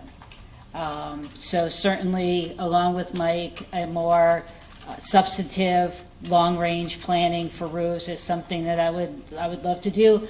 Unfortunately, in the past, recently, the only time we've done the complete re-roofing on a large scale has been with the high school when there was the renovation project. And town by town, a lot of the towns, that's what's happening, is that when there's a large-scale renovation, that's when the entire roofing system is worked on. My concern is some of the smaller issues, maybe we can attack those. They're relatively low money in the grand scheme of things, but they need to be brought to our attention or someone's attention. And, like I said, I prefaced it. I don't know where the disconnect is. Well- All I know is that there's an awful lot of roofs that need repair, and it's not being done. And that's- Would he prefer just the Excel files? Yeah, we can figure that We can out. clean I that. don't even want to look at them, to be honest. The other thing we do is the second request that we always make on CIP for the 25,000, and that is, as long as we don't have to do a larger repair, which unfortunately the past few years we've had to, that money was there to do exactly what you're asking. in hopes that when we would get to March or April of that fiscal year, if we haven't had to use up the 25,000 for a larger section repair, that we would be able to go in and do that work. We just haven't been able to the last few years. And just one more quick question. I know I asked you a lot of questions. I noticed in your reports, there's a real emphasis on safety guardrails and, Yeah. is that a OSHA requirement or just, a smart move or? Yeah, it's actually a company protocol. Okay. Our company is a huge safety environment related to, especially more specific for roofing, but there's parking lots, there's a lot of different stuff we look at. There is a huge story behind that where there has been some unsafe practices from other contractors associated with our roof. If our name's on it, we're in that lawsuit. So we actually, I don't know if you recognize it, you could look at one roofing system, for example, it has one drain in the middle of the roof, for example. Well, we're gonna say put safety around the whole thing. Am I going to Sally, as, I would love to give it to you, but it's not practical and it's not an OSHA mandate. I follow the most OSHA mandated laws and for your location specific to what the needs are. But our company as a whole has that practice. So you're going to see that in the report. I apologize if we didn't express that to you before. But a lot of that stuff that I'll tell you, if you have a unit within 15 feet of the perimeter edge, and then we'll go ahead and put like a guardrail or a ladder to access that, so it's safe for your people. Yep. I think that's all. Picked up on that all. That's all I had. Thank you. Are you sure? Yeah? And those guardrails, they're just temporary, they're not permanently installed. No, if they're allocated to be permanently installed, like Silas, Deane, right here, you look on the corner of the building, there was a unit here, and the edge is probably within 3 or 4 feet. That's actually permanently there. Okay. They can actually move, with the systems they're doing now in reference to safety are not true penetration, and you don't have pitch boxes to worry about an extra leak potential. They're actually supported by ballasting weights. So when you do a future project, you can remove those and put them back. You own them forever. Got it. Yeah. Okay. Oh, I have one more.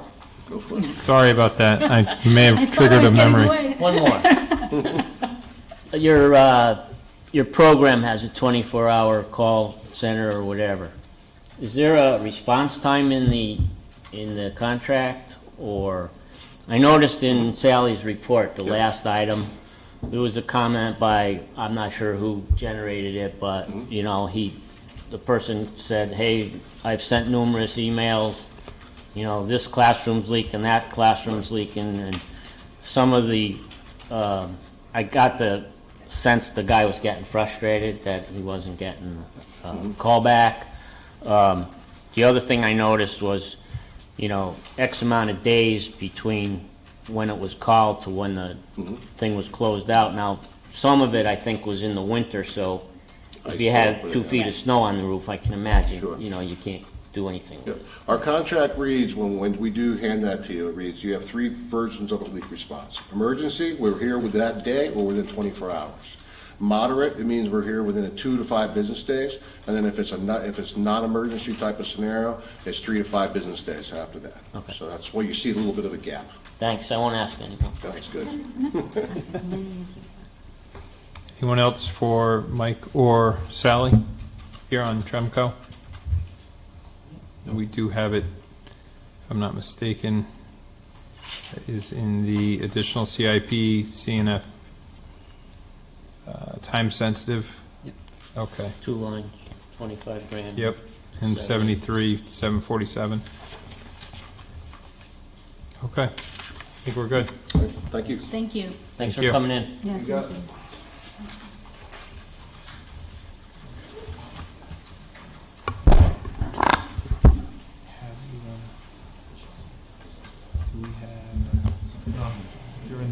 Those are all fine. These are all taken care of. This was done. Oh, it's done last meeting. Yep. And we got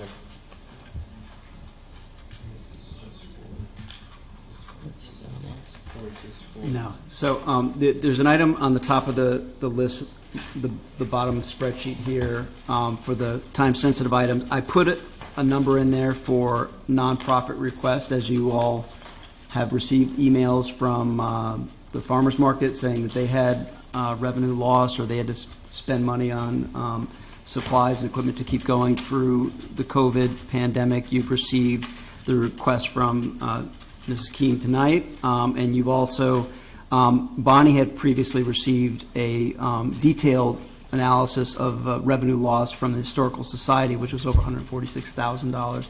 I put this as a placeholder here just to get guidance from the council on what you'd like to do with respect to nonprofit revenue loss. That's a perfectly acceptable use for this money. It's actually a designated use. It was one of the things that was called out with the ARPA funds, that it could be used to help support revenue loss for local community nonprofits and businesses. You've already allocated money to economic development that could be used for that, for the business side of things. But on the nonprofit side, I didn't know if you wanted to allocate any of the funds, the ARPA funds, towards that purpose, and then we can come up with a process that they can apply, submit the information, then we can bring it back to you all. So that's not a decision that you have to finalize here, but I would just like a sense if it's something you're interested in or not.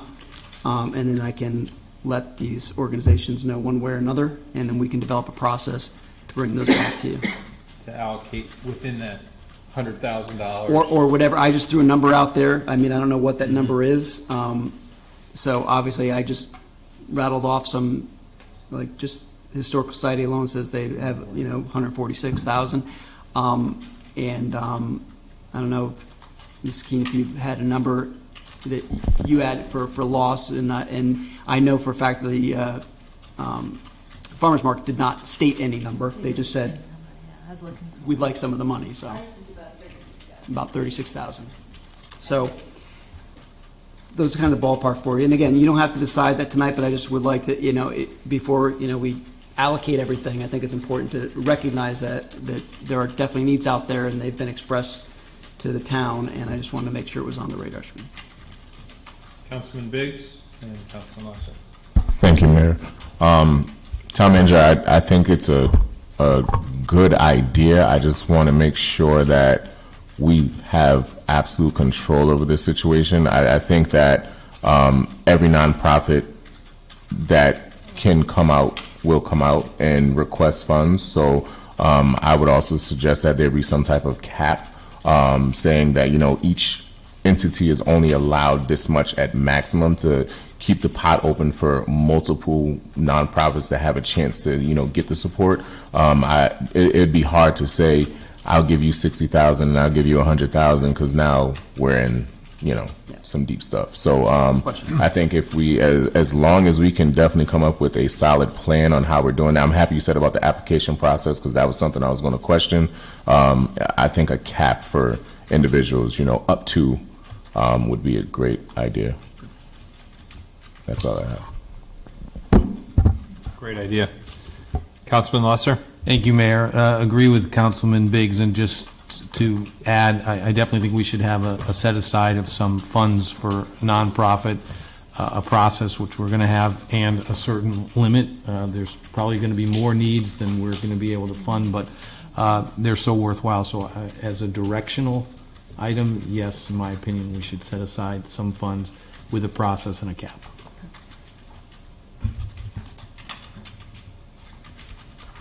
Do you have anything? I absolutely agree. Oh, okay. But I also agree that this number is going to be low. Oh, yeah. The requests are going to be much, much higher than that. No question. So we'd have to. Do you think, sorry. Councilman Forrest? I want to, perhaps that there's maybe some expectation setting, because while the number is large, the needs are tremendous. And we haven't even, this was sort of the first time we've even talked about nonprofits, and we're way past, already just with CNEF and some of the other concepts that are going around. It's not even a close ballgame. So, and I am hesitant, and we had a problem with this, and we started paying for nonprofits like policing services when someone wanted to have a run and the rest of it, where we started saying, oh, well, we'll waive, $5K in Old Weathersfield for something or other. Oh, well, police services. Oh, well, we'll waive services for one. And the council got into trouble because we started picking winners and losers. And then we had to come up with a policy that said, everything's going to go through the town manager, or we're not going to pay for anything. You just have to pay your own way. And I'm just fearful, tremendous organizations, all of them, we all know how much they do for our community. But if this council is gonna start getting into the process of picking winners and picking losers and people that we may like or people that we don't like and shutting people out and letting people in, and everyone starts to see the big lotto, sort of the big lotto ticket here, that does give me pause. And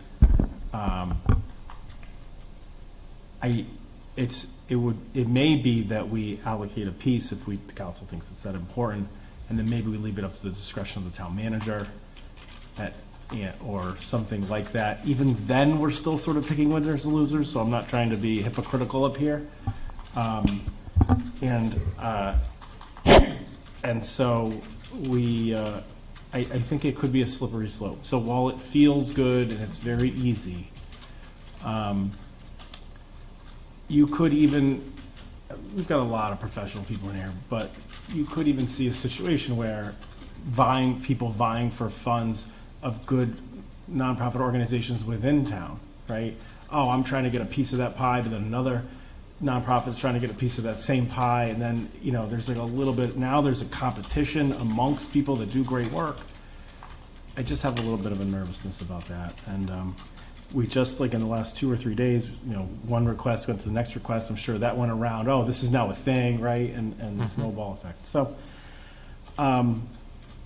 that may just be something to consider about whether or not we want to open it up or whether we don't want to open it up at all and just say, town's got tons of needs and a lot of ones that we've sort of neglected over years that now we can sort of take care of. So that it may not be the best routine to open up this sort of ball of wax.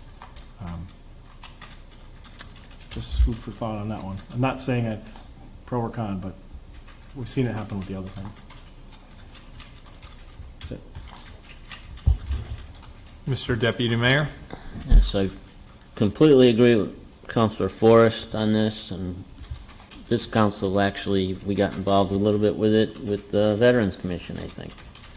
Right? We chose not to fund, $1,500, was like a very nominal amount of money, but all these other people want $1,500, and so, the blowback from some of the public was immense, right? What do you mean you're not going to fund that? Kind of like the fellow that wanted backboards for the basketball court. They're only $3,000 a piece, but there's 10 courts, 2 per court. Now we're at $60,000 because, he has a valid, request, but now we're favoring basketball over pickleball or something else. So it's tough to decide which ones are the winners and which ones are the losers. So, but, thank you.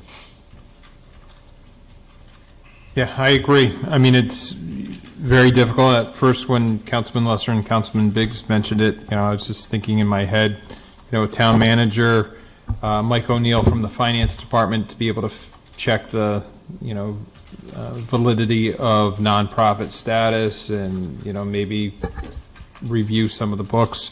Looking over at Erica, Social and Youth Services, I'm sure she works with a number of nonprofits in the town that are always looking. So I was thinking in my head, while we could have good checks and balances within town manager and department heads to be able to do it, I was also thinking you're opening up the floodgates when you do this, and it makes it difficult to be able to prioritize, who gets some and who doesn't. I tend to, side with Deputy Mayor and agreeing with Matt on this. It's do we go down a slippery slope of, here's a tranche of, $100,000 and maybe the cap is minimal, 10,000, so you give it to 10 entities. But if the Historical Society is looking at 146, if the Keene Foundation is looking at 36,000, I think, Judy, correct me if I'm wrong, you'll take $10,000. But, we got to weigh the priorities of, and is the town manager comfortable doing that with staff to be able to vet those requests? I would say that we did a process like this in my previous organization. We actually set up a weighted criteria, an application process. They got so many points for certain aspects of, that were beneficial to the community. And then we went through a very objective process where we kind of went through and we had 10 different raters and they all scored them, and the score was the score. And the ones that were in the top whatever got money, and the ones that fell below the lines didn't. They didn't like it, but it shielded the board members from having to deal with that. We provided the process as our backup and saying it is what it is. And some people weren't happy, some people were thrilled. Anytime you do anything like that, you're going to have that. That's why I'm bringing it up. I mean, if you all don't want to do it, I completely understand, and I get where you're coming from with all of that. I just felt it was my responsibility to mention it because we have been getting the requests, and I haven't received any direction on it yet, so that's why Councilman Lesser? Thank you, Mayor. The town manager, I like that process, and I like with you and your team kind of deciding on it. This whole thing with the ARPA funds is a question of priorities. We're going to make decisions. Some areas are going to get more money. Some areas get less money. I'm of the belief we should do some transformative things, some things that are visual, some larger things, along with all the maintenance things we're going to do. But I think if the public, in this case nonprofits, brings us things that they would like and it's a permissible use and acceptable use, then there should be some process to look at it, just like we're looking at all these things. And then it's our decision, or in this case the town staff, to make those funding decisions. This is a tremendous opportunity for Wethersfield, transformative opportunity, and I don't want to be limiting, even though I respect the comments of Councilor Forrest, Deputy Mayor, about the nonprofits and that picking winners and losers. All of this is picking some places that are going to get more and less funds. And maybe a roof doesn't get all the funding it should have gotten, and some other thing gets funding that the roof didn't get. That's, in my view, that's our job. When I say our, collectively as councilors, as town staff, so as nonprofits are permissible use and it's input from the public, I am comfortable with it if there is a process. Just one councilor's opinion. Thank you. Reasonable. So my personal opinion is we allow that and give direction to the manager's team, but that's just, again, one person. I like that idea because I don't want to Oh, be you the don't wanna guy make the making the decision. You want him to be the bad guy. You give it all to Keisha Farm, we know this. I'm constantly, The mayor's charity ball. That's I'm right. constantly making bad decisions, so. No. Heart's in the right place. It is, So- I think. That's reasonable, and I think, I'm sorry, I am so sorry. Don't be sorry, it's fine. Mayor. So I think, Fred, town manager, your initial questioning was us to give you direction on how to move forward with this. We're not making decisions on who gets anything. We're just saying this is a good idea, this isn't a good idea. So we're not deciding that. I just want to make that clear. Right. We're not deciding on who gets Who what gets and who any doesn't. allocate, yeah, exactly. But, I mean, town manager has a line item of $100,000. I mean, are we Right. comfortable as a body up here to say, Mr. Town Manager, here's $100,000, Well, you make the discretion? even the amount, town manager even said, the amount is do you want a plan? And if you could present a sustainable plan, then maybe we could talk further about it. It wasn't say, tonight, $100,000. Like, that's not actually on the table. No, I just want to make sure. I just want to, you're not going to spend all the money tonight. Like I said, we have time to spend this money. What I was looking for is direction to say, do you want to consider this? I can go back, work with staff, come up with some basic parameters for what we could do for an application process, a review, criteria, those types of things. And from that, come back to you all and say, and then you can say, like we did with the strategic investments, we said 3%, right? And that's about $250,000. Do you want to do something similar? Do you want to do 100,000? Do you want to do 50? I don't, whatever that is. That's what I need your decision on. Just say, here's the amount of money. We like your process. Go do it, and we'll read about it. We don't want to be involved in the process. So will this be a first come, first serve? Whoever applies, you No, get, no. No. and Well, once the money is waited. met, it's done. There'll be a grant round with a deadline to apply. A deadline, okay. And then whoever applies, that's it. If they don't Stop. apply, they're not considered. And then we will review every application on its merits and Okay. based upon the criteria that we establish, and then. And when the money's gone, it's Rank 'em. gone, it's done.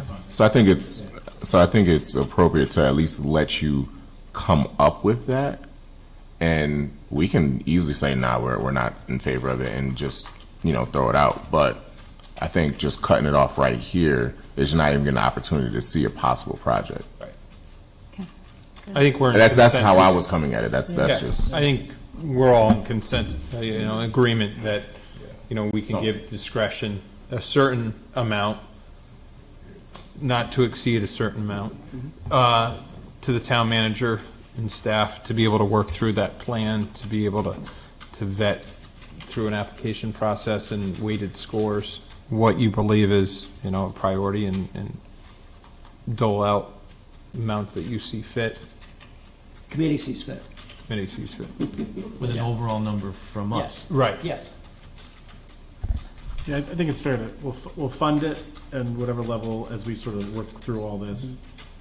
That seems like a fair, and then we may even put a cap on it, just so it ensures that it gets distributed. You may have someone that just needs $500, and you may have Yeah. someone needs 5,000. You will. You'll have. At least you'll have cap those. the major ones, so it doesn't get gobbled up by 2 or 3 organizations in particular. That might be reasonable. Someone came up with that idea. It might have been you, Captain, thanks. This is a post-COVID world we're living in. Yeah. I mean, Save Our Stages, the restaurant revitalization funds, I mean, they were, some restaurants were getting hundreds of thousands of dollars, some were getting $5,000, when all of them were, adversely affected by. It's tough decisions, but, some win out, I don't want to say win out, but some make out better than others when it comes to this. But if you have a plan in place, that it's weighted and the committee can see what, the priorities are, and we can do that. Okay, we made it down the first one. Yeah, and I provided a list of the items that I'll kind of review those again. The Luca chest devices for the ambulances, they stated that those were a real need that they have right now. The plan of conservation development, we are mandated by state law to get that updated. And that was an item that was originally in the budget that was moved to ARPA, and that's Mr. Manager, 50,000. are you working from a certain No, this. list? Yeah, that we don't have. Next page. Is it this Down. list? Yes, yeah, the one on the bottom there. Okay. August Yep. 1st. The one item that is not on that list that I did mention earlier is the police department HVAC system. We didn't see it initially as a real priority, but the heat of the last several days has shown that that is a real priority. And you said 200? Yeah, and Sally can speak to that because they've been dealing with those issues over there over the last week or so. And then you've already heard from Sally on the roof consultant. So that's the 73, 747, and the 25. For the, Mayor, may I ask Yes, a you question may. to that? Thank you, Mayor. For the HVAC system, and this is not me trying to make our police department, suffer in heat or anything, but where we live, what time of year it is it, and you can speak to this, is it something that, we need to do right now, or is it, all right, next week the temperature in Connecticut is going to drop, and we're going to go back to not actually needing this brand new HVAC or whatever it is? I just don't want us to all of a sudden just jump and then we're too late and we really didn't need to do it right now. We could have just done something to maintain it and not spend the $250,000 or whatever it is. The chiller that's currently at the police department is the one that was put in when the building was built. It is something that we have been working on for quite a while. Again, this request, we've been making it go along. The use of the police department building from the time that it was designed and built in the early 2000s was basically built on a design that was conceptualized a few years before it was actually built. Fast forward now to today, and the number of pieces of equipment that are in that building that are putting strain on that system, the dispatch, the computers, the servers, all of the other equipment that was not put in the original spec is drawing and making more heat and more need for the air conditioning unit. We have been maintaining it. We have found, though, that in the past couple of weeks, the calls for needing to go out and do more repairs on it because it's not keeping up have exacerbated at a much faster rate than we had originally thought. And as that goes down, that, that's it for that building. We would be bringing in temporary, large air conditioning units. So I understand that. My question is, the last few weeks that we've had have been 95-degree weather. Yes. That's not normal. Well, consistently throughout Connecticut weather or New England weather. So my question to that is that, are we expecting this thing to shut down once we drop down to 70-degree weather in the next 2 weeks or so? Have we evaluated the time frames of us needing to replace this and maintain it for a few more weeks or so until the weather drops? Well, if we get funded for it now, we're working with the engineers to right-size the unit. It's not something we're going to be able to go and replace next week. We're looking at something that is a months-long process in order to make sure that we are replacing the chiller system alone. We're not doing the duct work or anything else like that. The chiller system to be able to provide it, but it's not something that can be done in a couple of weeks. We're looking at something that really would help us get through to next year. But making sure that we're doing it at a time when we have a functioning system versus being in a situation where that system fails and having to put something in and having that period of time where we're trying to jury-rig something in order to have the equipment, have the environment, and for the people that it needs. Thank you very much. Can I, if I may, sorry. May I? Yes, you may. Thank you. So I completely understand what you're saying. By the time you get through all of this, it's going to be over, right? Summer's over in a few weeks. So I understand what you're saying, but on the flip side of that, this is just for the time-sensitive needs, so it's going to pop up later anyway, so the money's going to be allocated one way or the other, I guess. Well, not only that, but in the police department, the air conditioning is used through the winter time also.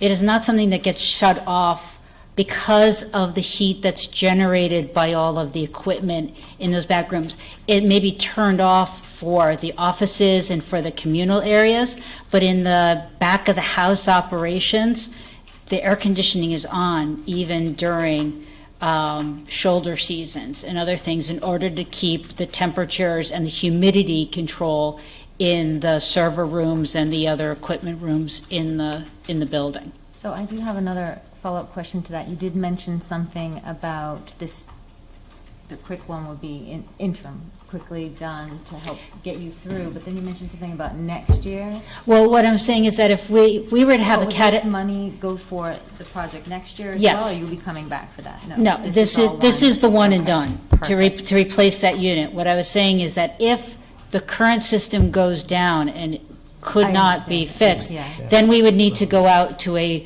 company that has a portable system that could be as large as a boxcar to be able to temper the air until we were able to put in a permanent fix. So you feel that if we approve this tonight, you can get that done quickly, efficiently, get us to the next one? Well, we would be able to make sure that we get all the paperwork done, that we get the appropriate sized Before. unit.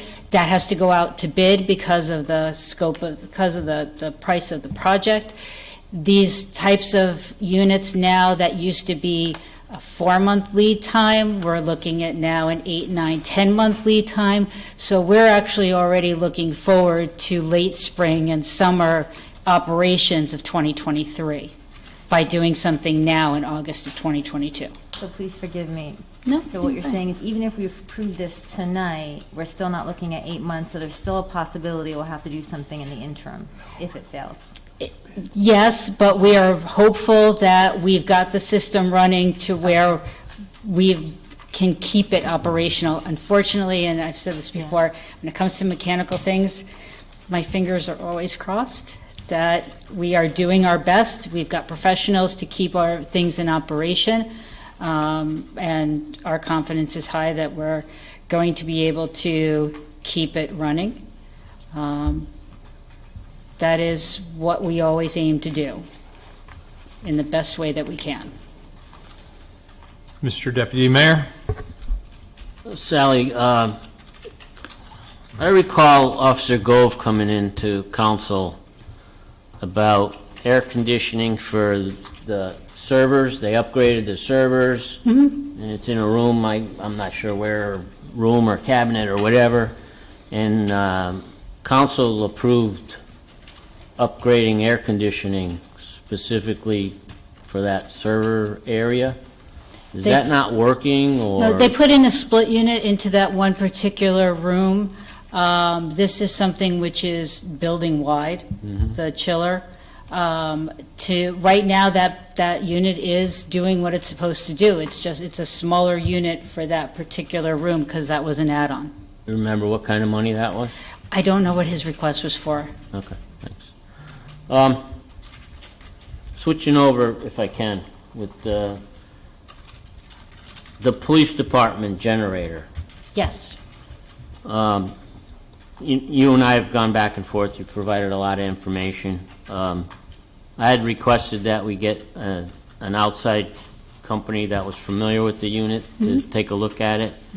That's not really what happened. We had the design engineers look at it. They were told up front that we were replacing the unit, so I really didn't get what I was looking for. I was looking for someone to tell us, you really need to replace the unit. Well, the unit that was there, we tried to bring in the company. That's the unit that is no longer made. I understand that. Right, and we couldn't fulfill your request, is what I'm saying. And so when we started looking at what we could do, we asked the engineers to look at what would be an appropriate replacement, knowing that we were not getting anywhere with Generac, we weren't getting anywhere with the proprietary nature of the motors that were in that unit. We couldn't get any information from them. I mean, we looked at multiple sources, and because that was proprietary, that's no longer used by Generac, and they didn't have the information, Adam, our previous electrician, we were hitting a wall. You couldn't get someone that services Generac equipment? We had service people come in there. And did they recommend replacing the unit? Because They re- I recall the text was, the response in the emails were like, we had a leak in the fuel system, and they recommended, don't take it apart because we're not sure we can get the parts. Exactly. But they fixed the unit. The unit was fixed. They did what They didn't say, you got to buy a new generator tomorrow. What they told us was that they were able to fix one of the leaks. They knew that there were other issues within the guts of the unit, but they were unwilling to take it apart because they didn't feel that they could put it back together. What would your priority be? Replace the HVAC or replace the generator? If you can only have one. I believe that you need to replace the HVAC because that is a building-wide, everyday used item. And if the generator goes down, again, just as I would rather bring in a temporary generator than to try to bring in a temporary air conditioning for the entire building. In a worst case scenario, for a short period of time, we have a portable generator as the backup to the backup. I would bring that in. But when you're looking at a chiller system, which is the backbone of your cooling in a building, that has to take precedent. Okay, fair enough. Thank you. He's asking for these. Now, just real quick, Sally, and it's not, I'm not putting you on the spot or anything like okay. that. Do you guys test the generator right Yes. now, and it works? Yes. Okay. And we also have, just so you know, that generator, as a portable generator, does have ways to connect it to other locations in town. I'm not talking about the portable generator. Well, yes, The we do. generator at the Yes. PD, Yes. test it, it runs, Yes. it leaks We oil. maintain it, we make sure, we look at all of the lines, because we've had rodent infiltrations before, so we take a look at all of that, and we make sure that it runs on a regular schedule for testing. I mean, I want to talk frankly up here. Those two projects at the PD would cost $550,000, $350,000 generator, $200,000 HVAC. We've got $7 million, of which we have about 4.3 million to, that would take a big chunk out of Right. that. So, if we have a priority of an HVAC at the police department, but a working generator that Yes. public safety is not in jeopardy if power goes out there. We do have a backup to the backup, but we do have a backup working right now. And we also do have, when it comes to the generator, you had previously approved us working with an engineer to have plans developed. Those plans we can put out on the street for an RFP to really see what the true costs are going to be for those replacements. And maybe work with our state legislature too, for bond commission funds. That could be something that the state would be able to provide funding for, it's ensuring public safety and all that. And we'll certainly work with the chief of police and the town manager to work on that. Okay. With that, I'm calling an audible. We've got a lot. I'm looking over at Erica's face, actually right there, right then. Kathy, we've got a number of bids. We want to be able to talk about Cove Park with Kathy and Councilwoman Carbone's concerns.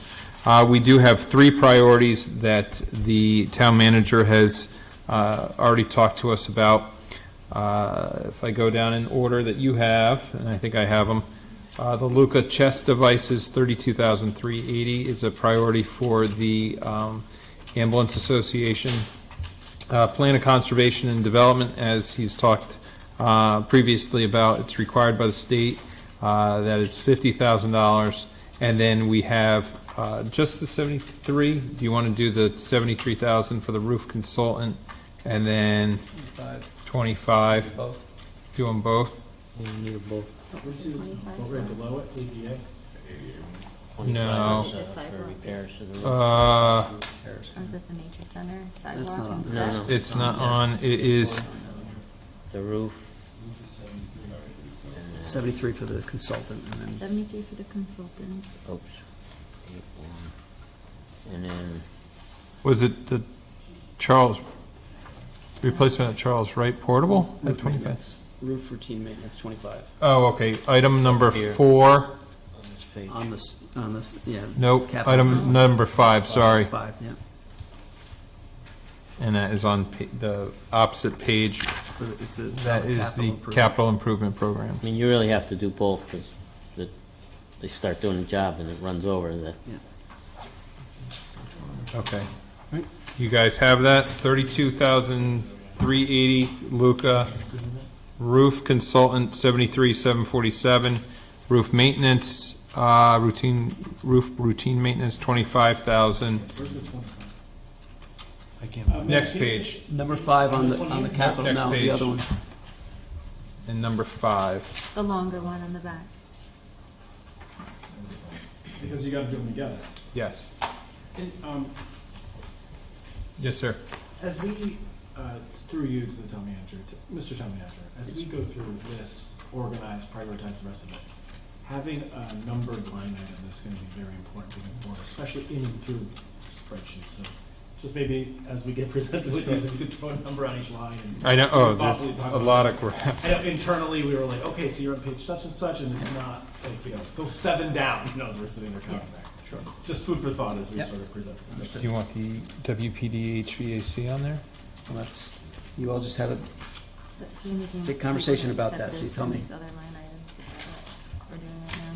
These we are. Just these 1, 2, 2, 3. 3, 4? How are you on the HVAC for the PD? It's number 23.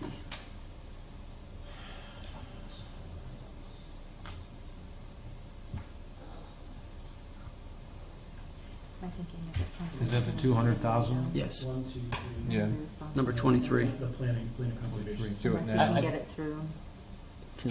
Can I just make a general comment? Yeah. About all this? So, with all these capital items, I think we have to try and keep in mind that typically we spent $1 million, $900,000 to $1 million of capital items. So we have a lot more capital items that just came out of the woodwork from everywhere. So, you know, Valid. we're picking away at things, and I'm really fearful that we're gonna, you know, I keep thinking of Chief Bailey that came in here and read us the riot act about Scott Air Packs of $618,000, and he was number 16 on the list, so his guys could breathe.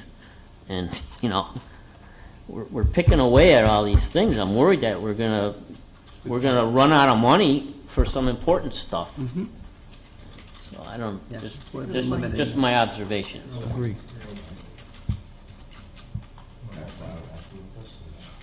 That's why we're that committee now that has to pick and choose. That's right.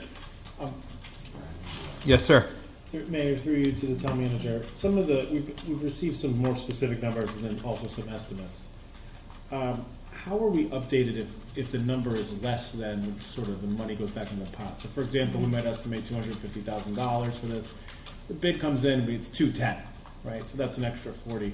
How are we gonna monitor, what's the plan on sort of informing us that, hey, we wanna know this came in shy, or this came in heavy, and the adjustments that we need to make along the way as we go through this process? And Mike O'Neill will track all that as part of this process, so we can provide an update on each one of these that you've approved.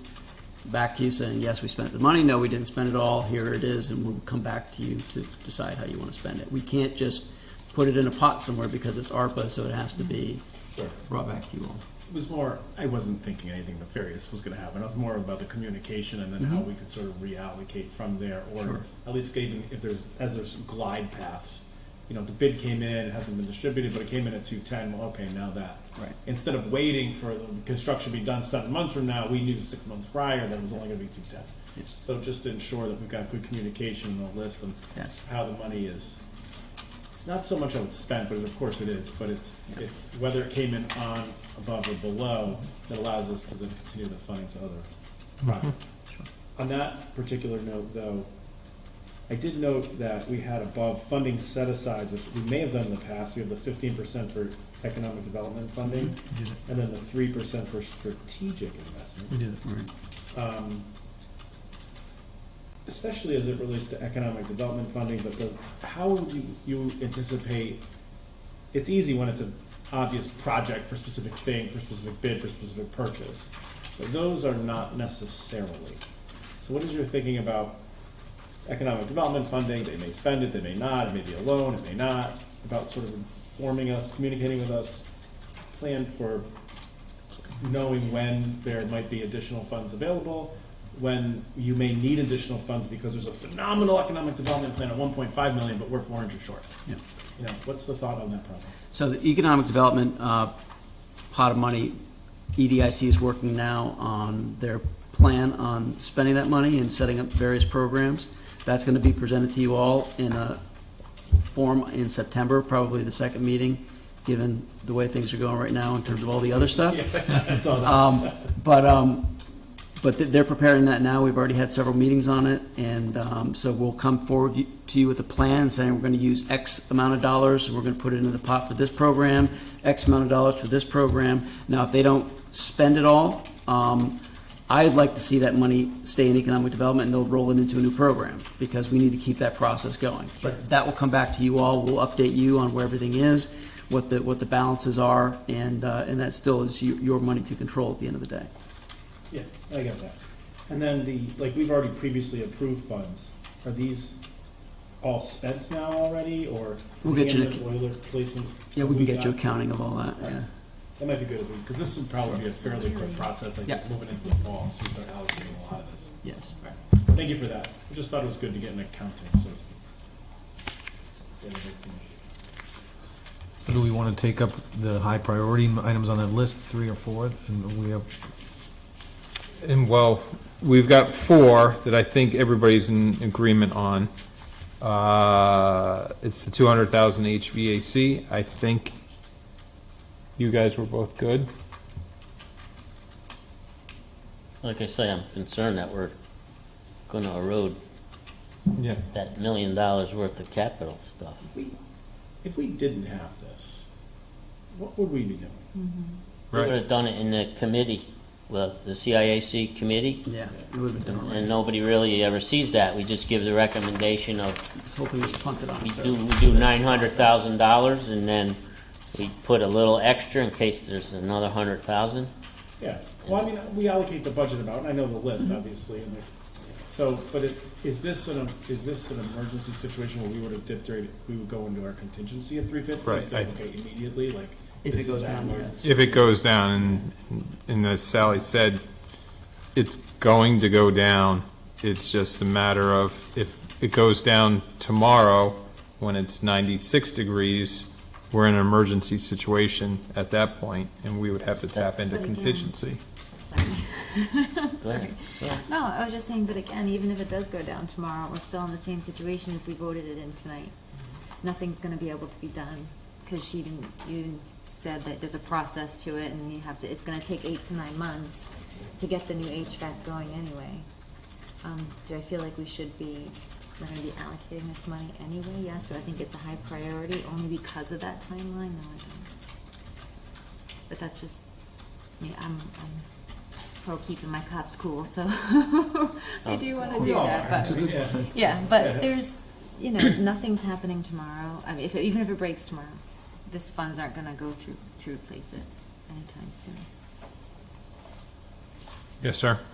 I'm comfortable with the first 3 items, and I'd rather see how some of these other projects shake out before we sign up for another 200,000 tonight. 3 or 4. I think he's. Oh, the roof is ones all one. The- 25 and 73 is one. Yeah, Yeah. we had the chest device, the roof contract, Consultant. the 25 for the roof repairs, and the conservation. Yeah, four items. Okay. And leave off the HVAC for tonight. You want to make a motion? Because we need The to, first 3, Yes. It's actually 4. I thought. 4. we added. including conservation? Yep. Yeah, the conservation's mandated by statute. As long as it's 50, which was just a round number. Does we know it's 50? We get a consultant? We're gonna go out to bid and we'll get a consultant. And we'll get the number back, and it'll be 48 and 900. And we're taking the 1,900 and change Peter Gillespie thought 50 would work for that. 5 years ago. You want to make a motion, and do we take them Yeah, all? I'll make a motion to approve Lucas chest devices for $32,380. The roof consultant renewal for $73,747. The plan of conservation and development update for $50,000. And the roof routine maintenance account of $25,000. Second. Further discussion? Hearing none. All those in favor signify by saying aye. Aye. Opposed, nay. Ayes have it, motion carries. Bear with me 1 second as I take notes. Moving right along to item 2. We're skipping the 3 and. We, ones after it, though. imagine if we didn't. Okay, so we've got now Cove Park discussion, Sure we and don't want to table this for another night. It's nothing emergent. it's nothing emergent. Do we want to? Poor Kathy. I know, That's but it. we can, it's fine. She's got other items on her. She's. Oh, you, why don't we have a brief discussion, if you don't mind? It's not a bad idea if it relates to a lot of the things that we're going to tackle in September. Fields, Yeah. open space, parks. Yeah, maybe Kathy, if you can give everybody an update on the current project funding that's available for Cove Park and where it is in the process, that would be helpful for the entire board, the entire council to hear at this time. You're in charge, Doc. Sure, with Cove Park, as you're aware, we've been working on the entrance improvements to the park. And at the last council meeting back in March, or I believe it was April, we had a suggestion from the public that why don't you get a a landscape architect, somebody that does that for their business. So we were fortunate that Beta Group, who's doing the design for Laura's Garden, approached us and said they were interested in looking at the plan for the entrance, and they'd be happy to do some work pro bono for us. So they've gone ahead and done a preliminary recommendations for our original draft plan that we had, and they've really done a nice job of giving us some really good ideas of what to look at. So that plan, their ideas came back to us. We talked with our town engineer, Derek Greger. He incorporated those plans into the current plans we already had, and we're finalizing those plans now. And basically, what they recommended was, if you recall, we were talking about a grass island from the entrance island down into the middle of the parking lot, basically, that would extend past the current attendance shed. And we were looking at just doing kind of a flat grass area and putting a wood rail fence down the middle so people wouldn't drive over it. And the architect came back with an idea of doing a minimal berm as the island. It make it a little bit higher as opposed to putting a wood rail fence on it or something like that. And he said that they do make, we could purchase some trees that wouldn't grow too large in that area and put them right on the island, because we are going to put an electric, a utility pole at the end by the shed where we're going to move over onto the island, and we would have overhead wires. So we were nervous about putting trees there because that would present a problem. But they said they've done it before where they've gotten trees that you can put in a flooded area that could be a vase-shaped tree that would really kind of brighten up the area and make it more green. And so we were looking at that. They also suggested a cobblestone curb around the island, and also at the end of what I call the end of the grass island, where we're going to put the shed, to also put some cobblestone pavers there and potentially put a brownstone foundation when we move the attendance shed over. So they had some really excellent ideas to really make it look attractive. And so we've incorporated all that. We have a very rough estimate right now of that cost, which is about a very rough estimate of $95,000. We currently have $91,000, almost $92,000 that's part of the boat ramp. And when we built the boat ramp, we took out a small island, so now we need to replace an island. So we're going to use the remainder of the boat ramp funds that were the town's share of the match when we got the grant to create this island. The plans that I'm talking to you about still have to go through a review process with inland wetlands, planning and zoning, and even come to council. So we're not quite there yet, but we're getting there, and we're getting pretty close to that. So that's kind of where we are in a nutshell. So I love the idea of enhancing the entrance. I think it's great. I think that, I mean, like you said, the plans haven't been, I don't think it needs to extend as far as the Jersey barriers, because I've seen pictures where it still floods really high up there. And I know you did the Jersey barriers to help with traffic, correct? So again, I'm trying to be time sensitive. That's something we can discuss. Maybe Absolutely. Moving forward, maybe changing certain things in the plan. I'm kind of concerned with the pitch of your boat ramp, the boat launch as it goes down. Thank you, by the way, for meeting me that day. Kathy met me. She went over some things with me.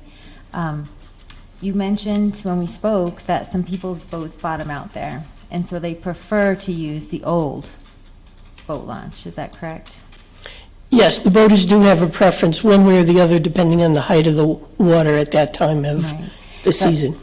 I'm just curious, so who designed the pitch and leveling of the new boat launch?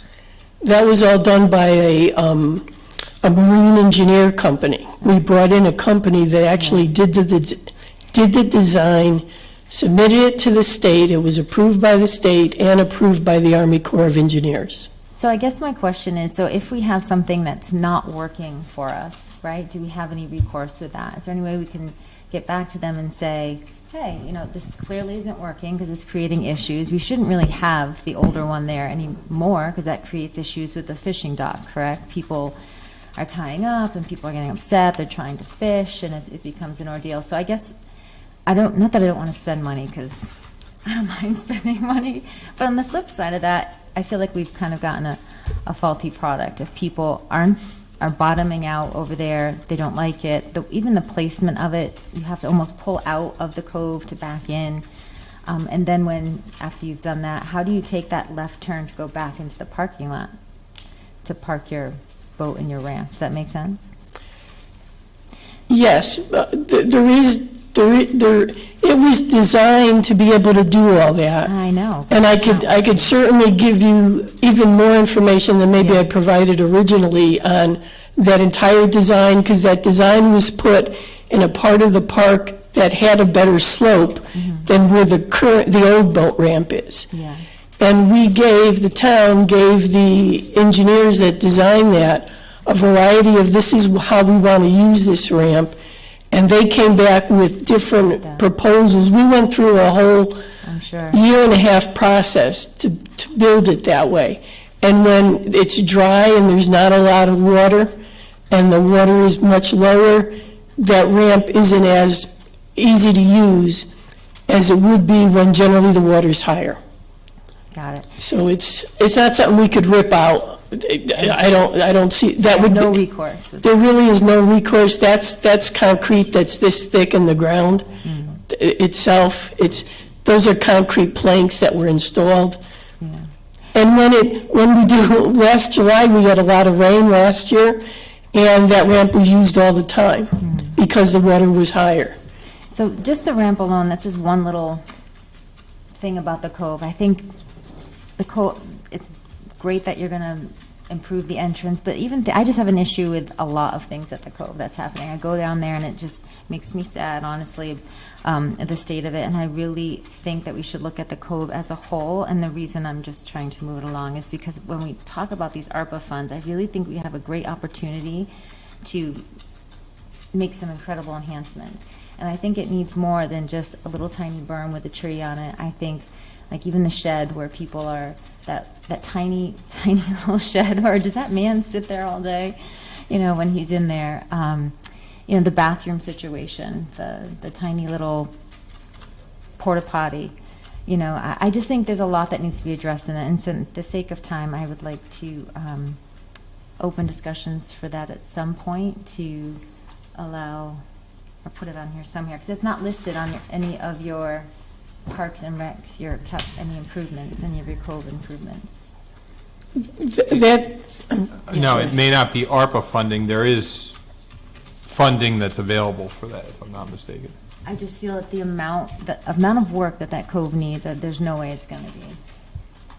We're not going to get there. And I know that I was going to talk with Fred about other possible avenues and pathways of funding, because it is a boat launch and other things. So I'm hoping we can do that. So that's kind of where my brain is at. Mr. Deputy Mayor? Personally, I agree with most of what Shelley's talking about. I think it's a really, it's a big discussion for another evening. I'd like to see like more of a complete plan for the entire Cove. We've talked about doing some lighting, the two entranceways, the road pavement on Main and Hanmer Street are terrible. There's just so many areas that could use improvement, and I'd like to see some kind of conceptual site plan for the whole project. And if it requires moving that ramp, then we should put it on the paper and say, this is what our goal is. $700,000, and the thing got put in the wrong place as far as I'm concerned, but it is what it is. But I think that's a big, long discussion for another evening. I know, I tried to make it small, but No. it really does need a big discussion. Councilman Forrest? Councilor Carbone, we have, last budget, maybe 2 budgets ago, I can't remember exactly what it was. I think it was 2 now. There have been, there are designs for down there for different aspects of it. That are, we just talked about a couple of the newer additional designs for the entranceway at the end of Main Street. That whole area, there are designs for different shrubberies and walking paths and seats and stuff, and it was proposed to be put in the budget. It didn't pass this council at that time for a set of monies for improvements to that park area that's closest to the water.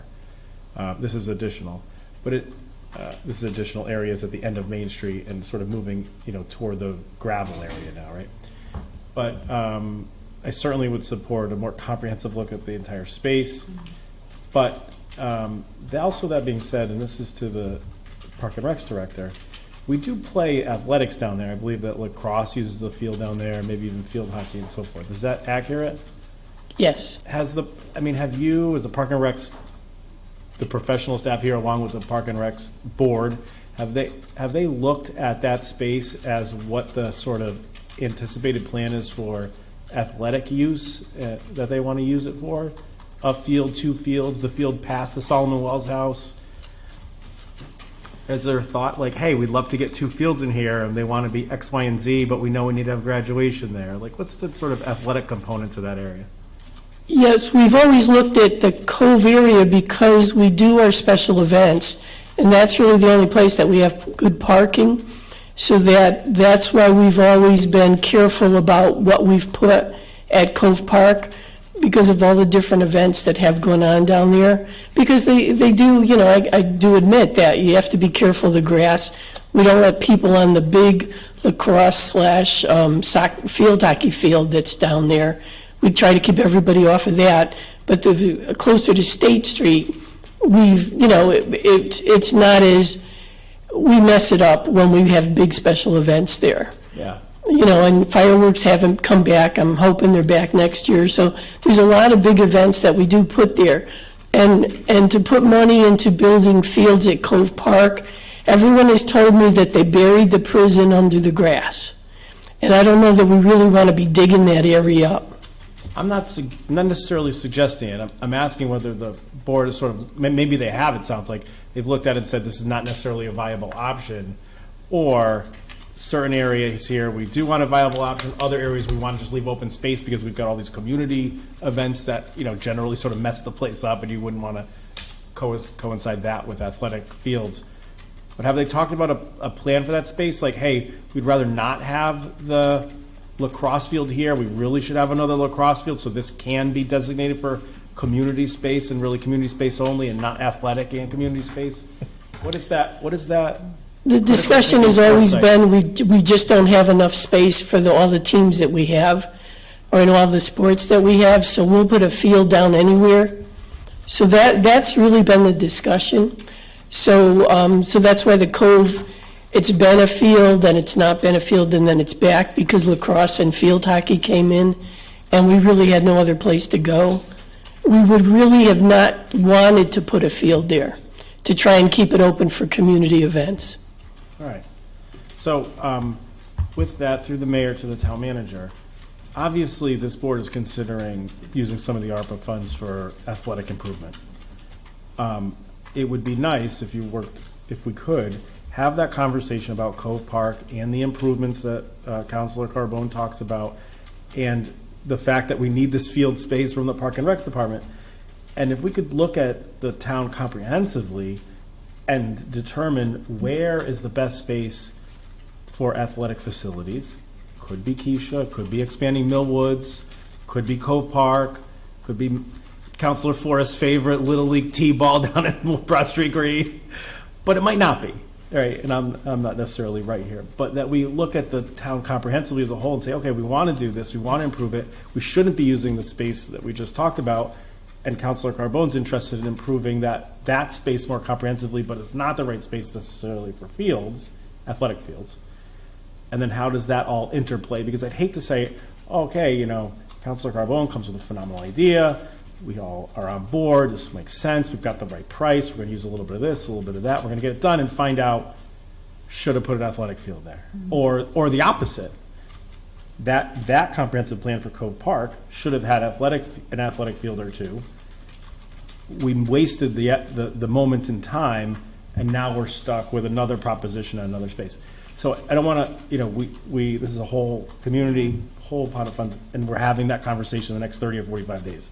And so I would impress upon you, Mr. Town Manager, with, of course, all the appropriate stakeholders, that whole conversation happened to determine what is our best and our plan moving forward, and then the council can allocate the funds accordingly. So that's why I thought it was important to bring up Councilor Carbone and not just necessarily not talk about that. If this is a space that you're very interested in and other councilors are very interested in, making sure that corresponds with the other priorities in the other spaces that we have for the best use. Sounds good. Any other comments? And I had mentioned to our town manager last week, and I don't know if it's gotten to Sally yet, the weekend pickup of trash is going. Thank you very much for that.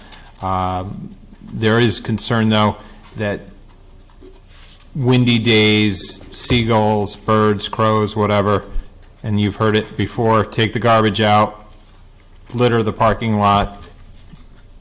People, motorists do it, those that are recreating down there do it as well. If we can get staff just to keep an eye out for anything that's blown out of the garbage cans to do that. I don't know where we are with the garbage can situation. I think we've added some down there already. There on Main Street. There and on Main Street, great.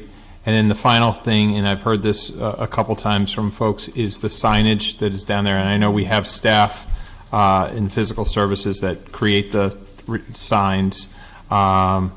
Maybe we can take an inventory of some signs that are there and maybe some signs that are lacking. I don't know if people know that the fishing dock is a fishing dock and not a boat tie-up dock, but people do it anyways. I don't know if there's any way we can differentiate what goes on certain docks for folks, and then other simple signage marking where certain things are at, not up at Cove Park per se where the athletic field is, but more towards, the parking lot and the boat ramps.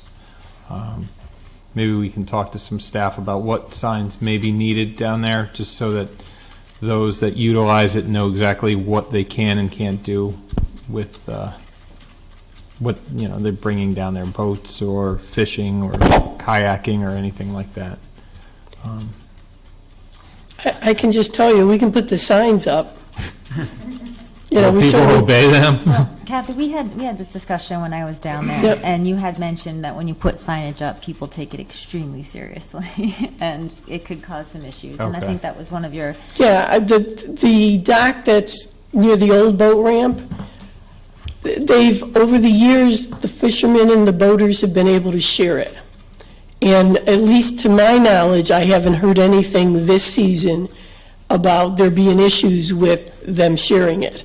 I drove down there tonight, and there were people out sitting on the dock, and nobody was launching. So and some people were fishing too. So we can certainly put the signs up, but I've not been made aware of issues that we've had down there because of the sharing of that particular dock. We have a sign on the main dock that's right in front of the warehouse that says no fishing. There are people fishing on it. I think I took my kids there fishing. And people fish all along the shore. I mean, people are going to want to go with Photos of it. even Yeah. if we had a more old Weathersfield district appropriate, sign that just said fishing dock, not fishing dock only, trespassers will be prosecuted, but maybe something that just says, We can certainly try it. It's when you do put the sign up, then you have the people who are saying, yes, you can do it, and the others are saying, I'm just going to do it anyways. And if the docks have cleats on them, which You're going to tie a boat up to it? Yeah, but we don't have cleats on that dock. Not on the fishing dock? Not on the fishing dock. Oh, really? That's not true, actually. So only because they weren't on the fishing dock, but again, I told you I was a pest, right? So. The T has cleats on it. The Oh, T's when they brought the cleats tea on it. over. Yes, Oh, I didn't realize, we can take those off. that'd be great. Yeah, we can take those off. That would be I don't have a problem with that. And the poor We're wayward happy to boat do that whatever you'd goes- like us to do. I'm just trying to tell you what happens out there, that's Right. all. Yeah, We'll just fix the world's problems right now. okay. Now, some of us received quite a few Emails, I know. emails and phone calls about signing. We'll forward them to you. Yeah, but Oh, I'm sure. from the users?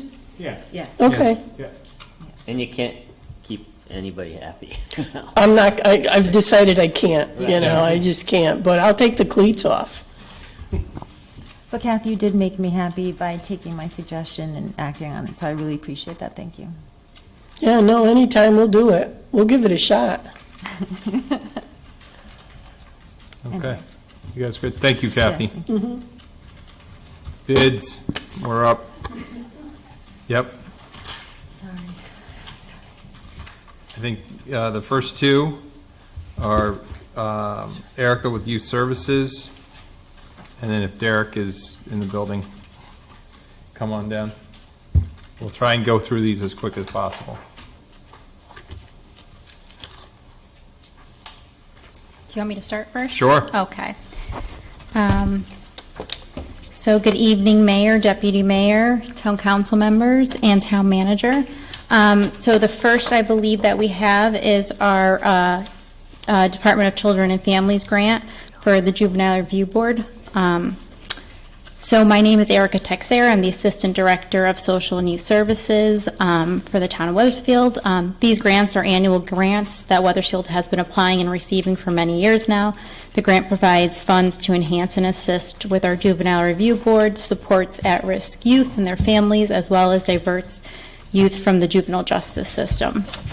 You will notice that this year we have been allocated additional funding to support a statewide pilot program. We are excited that Wethersfield was chosen as one of the 7 sites for the pilot program.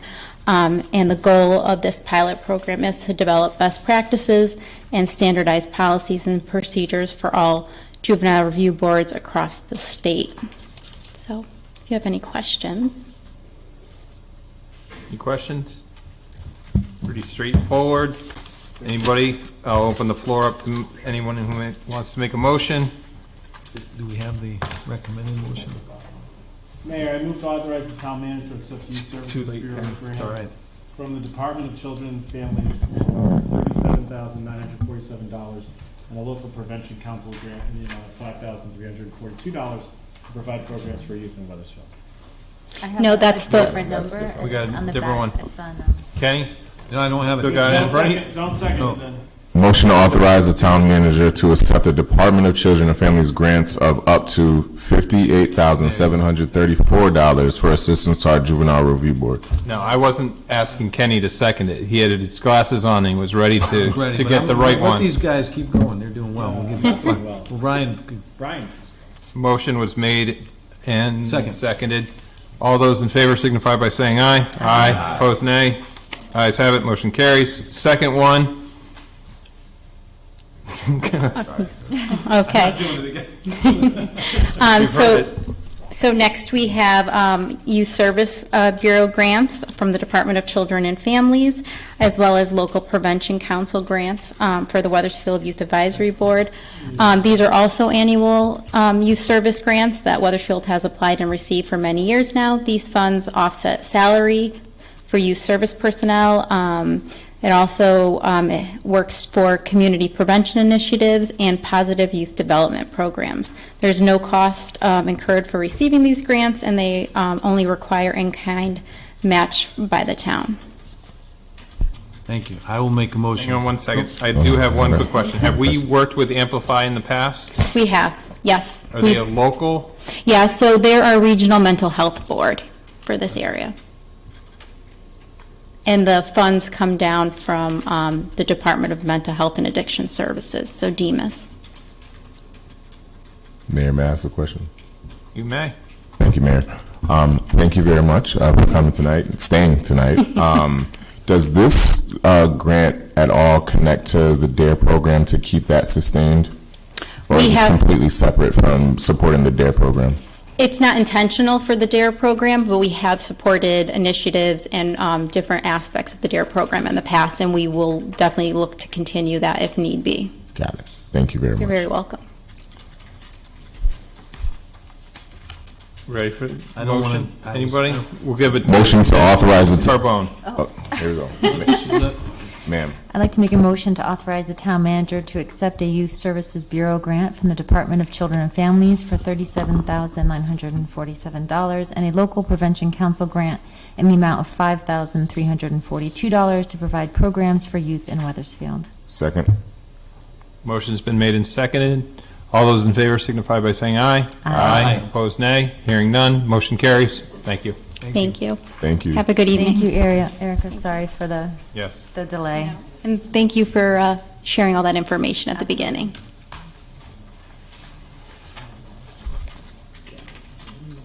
Derek is walking up to the podium. He knows we are talking fall and spring paving, and He's walking actually the slow. 75,000, we can cross that off the ARPA list if we approve that for Straddle Hill, too. You did approve it for ARPA funding, yeah. Yes, that was in the last months, and now you So are we're not doing getting the company Yes. to do it. Got it. Still? So Derek, this is Tilcon, this is which actually Mr. Young had brought up last month, the increased cost to the town due to the petroleum increase. So if you have some time to talk about the additional $60,000 request. Yeah, this is a follow-up. I was here in March. You approved a $375,000 PO for paving. At the time, oil prices were a lot less than they are today. The way the state contract works is that they have an asphalt adjustment cost calculation, where if oil prices go up, you end up paying more between when the bid occurred and when the material is actually placed. If they go down, we pay less. Of course, this year, the oil prices had gone up about 41% between the bidding time in January and when some of that pavement was put down in June, July. So this request is coming back because we didn't build in enough escalation costs. We normally put some in there, but nobody really knew it was going to be this much over the last 6 months. So coming back, seeking $60,000 just to increase that PO to pay for the material that's already been placed for the spring paving program. Got it. Any questions for Derek on this increase due to the cost? Petroleum, I believe it's 60,000. It looks like you estimated it was gonna go up 60 or 55, and it's now plus another 60, right? Yeah, I think when I come to you I came to you this last time for the fall, we built in about 80,000 for escalation. This is the spring version of it, which is a little bit less, because it's a little smaller program, but that wasn't really accounted for when we estimated our quantities and our pricing at the time.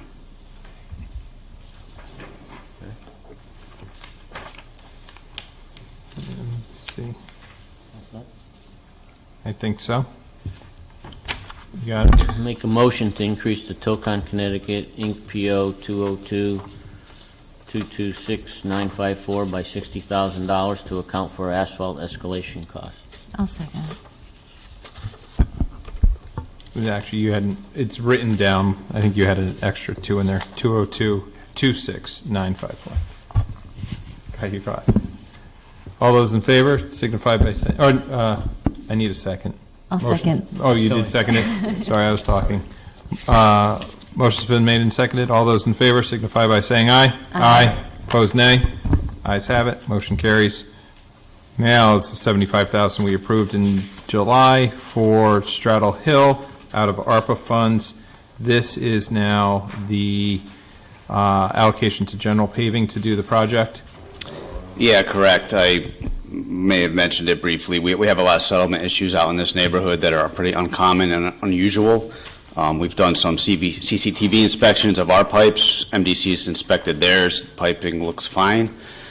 We tend to think it's a combination of high groundwater issues and maybe poor backfill materials when the subdivision was developed in the mid-1980s.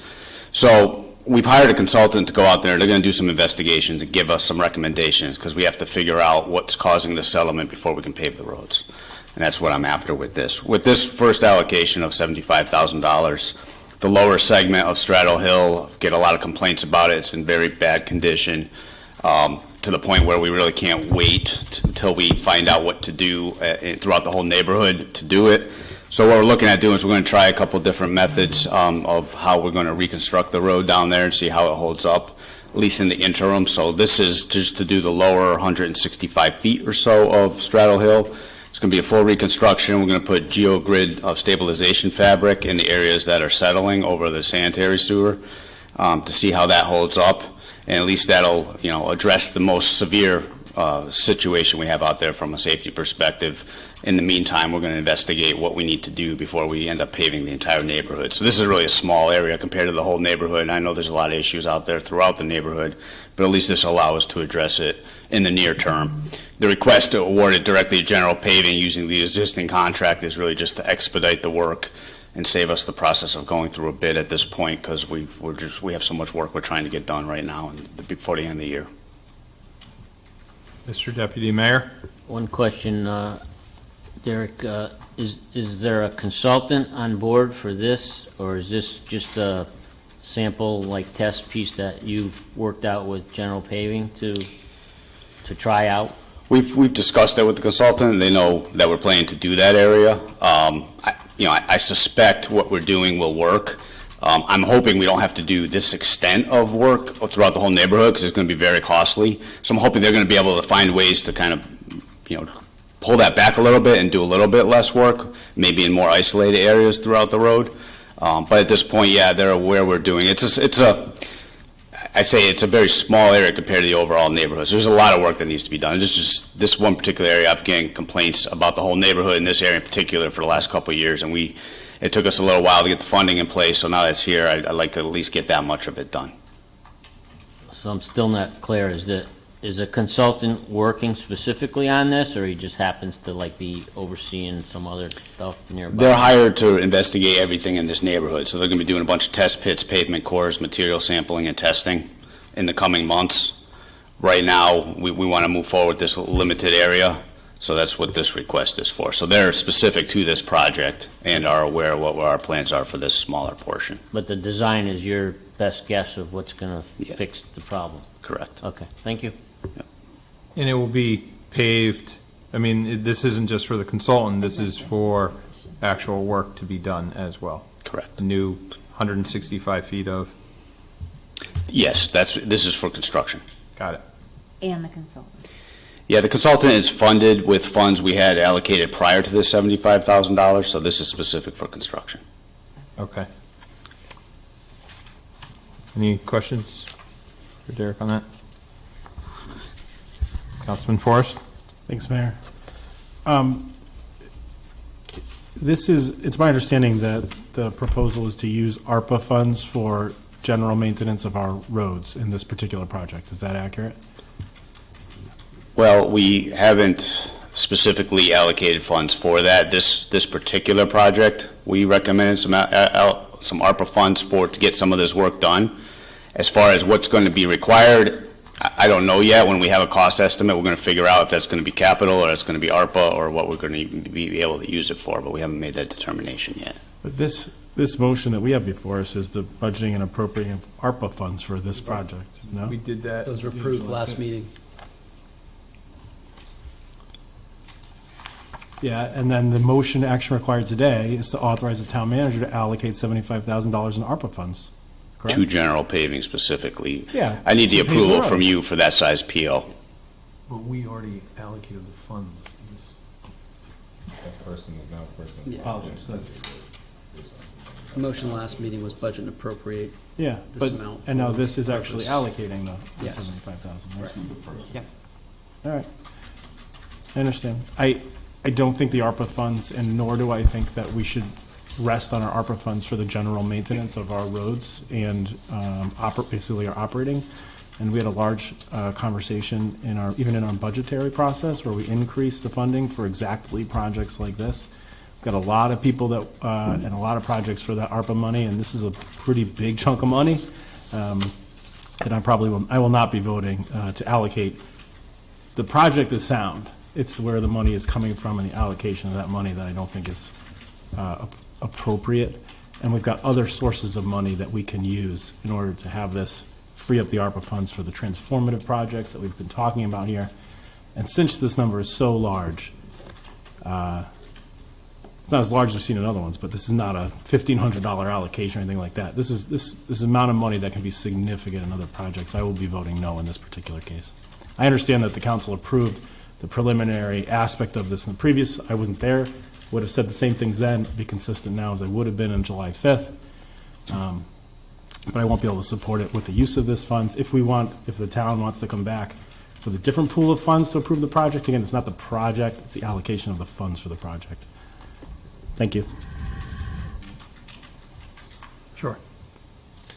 I'll make a motion to authorize the town manager to allocate $75,000 in ARPA funds to general paving to complete limited road repairs in the Straddle Hill area and to waive seal bid requirements due to existing contract. Second. And if you bear with me 1 second, that was number 17 on the CIAC ranking. So this has been a priority for engineering.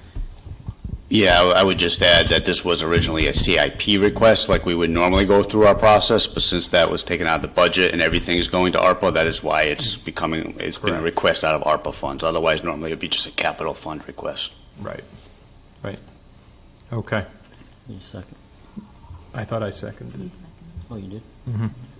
Motion's been made and seconded. All those in favor signify by saying aye. Aye. Opposed, nay. Nay. Ayes have it. Motion carries, I believe, 5-1.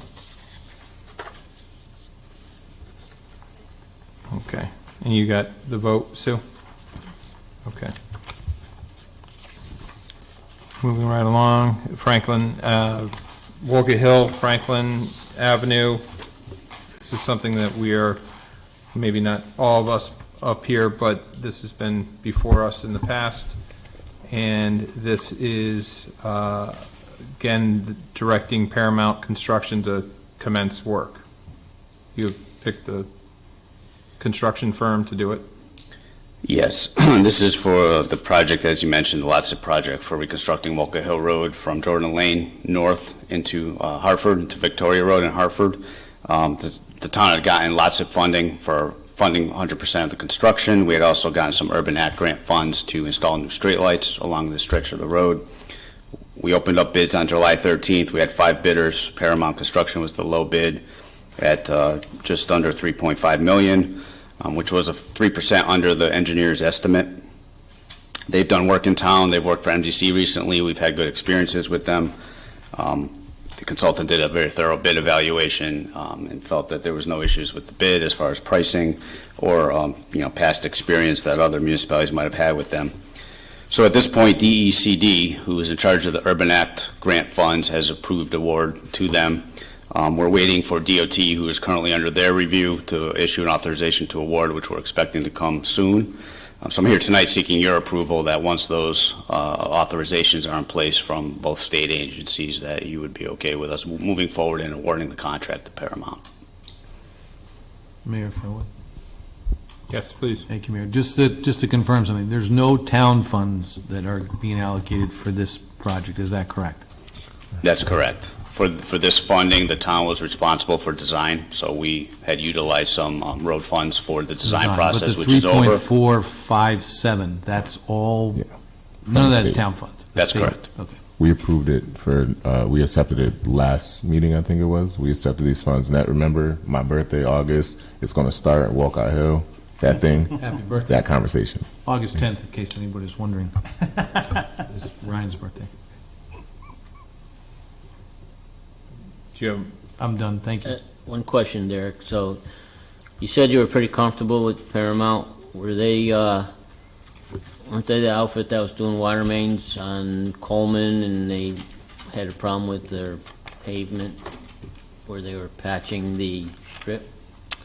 That was a different, I believe that was a different MDC contractor. They had two of them.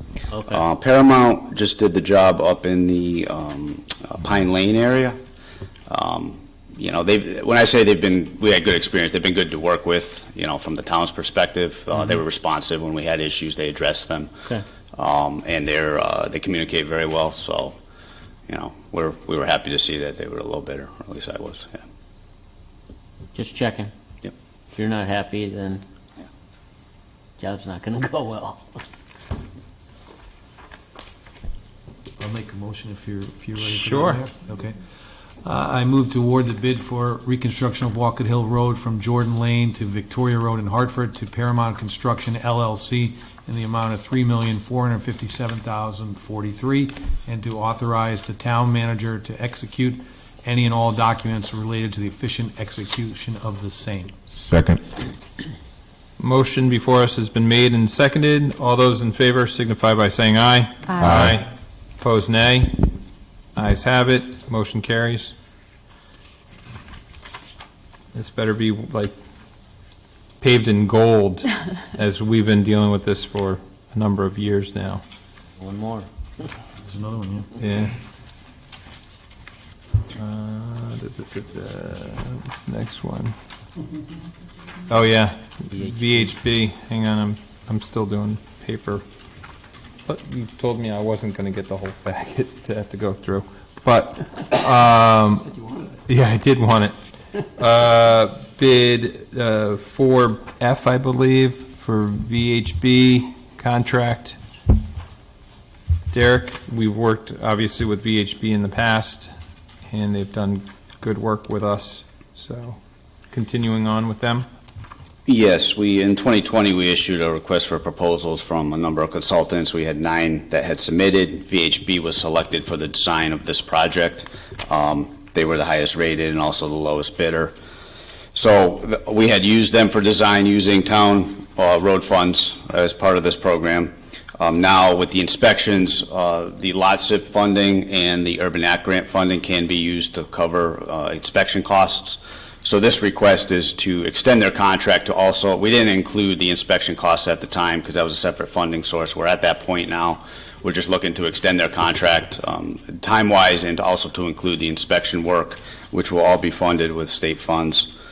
So we're seeking the approval for $250,000, which will include the work related to the roadway items that's funded by Lot SIP and work related to the new streetlights that'll be funded by the Urban Act grant. Okay. Thank you for that. Is there a motion before us tonight? Mayor, I'll make a motion to authorize an increase to the existing Venice That's why I call it VHB. VHB Incorporated contract for construction inspection services related to the reconstruction of Walcott Hill Road and Franklin Avenue from Jordan Lane to Victoria Road in Hartford in the amount of $250,000, and to authorize the town manager to execute any and all documents related to the efficient execution of the same. Seconded.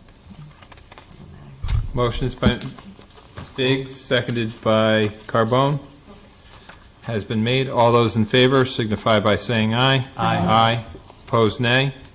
Ayes have it. That one is taken care of. Now we get into Old Weathersfield and the safety improvements on the 3 intersections, I believe, we've discussed in the past.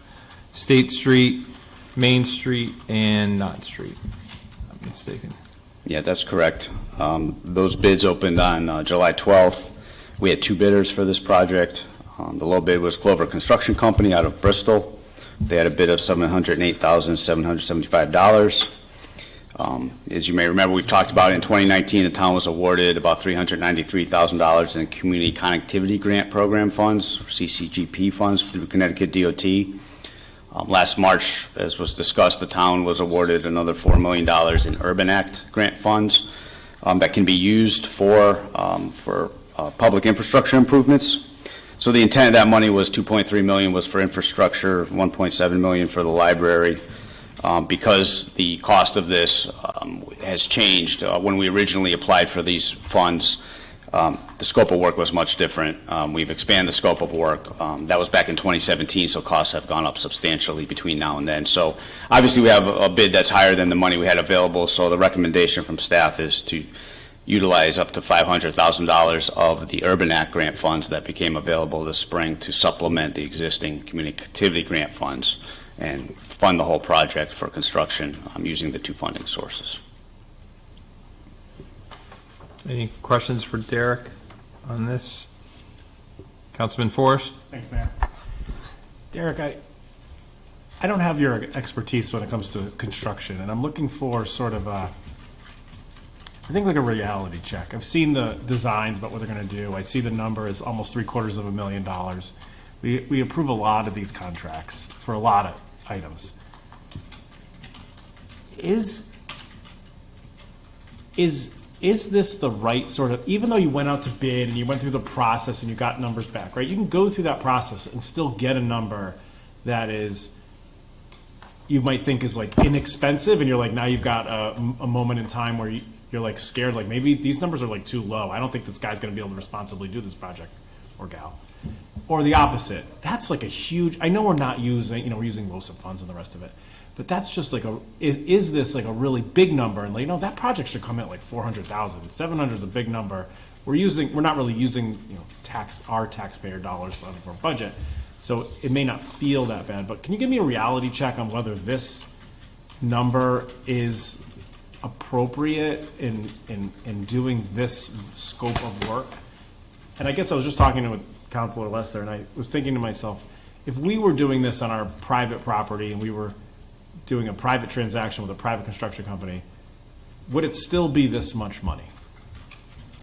Yeah, so to that point, when back in the spring, before we put out to bid, I looked at using, CROG has what's called the Easy IQC program that we've used in the past, which they already have pre-selected contractors at pre-selected pricing as a way of not needing to bid the project. We use them for the Heather Drive drainage project that we did a couple years ago.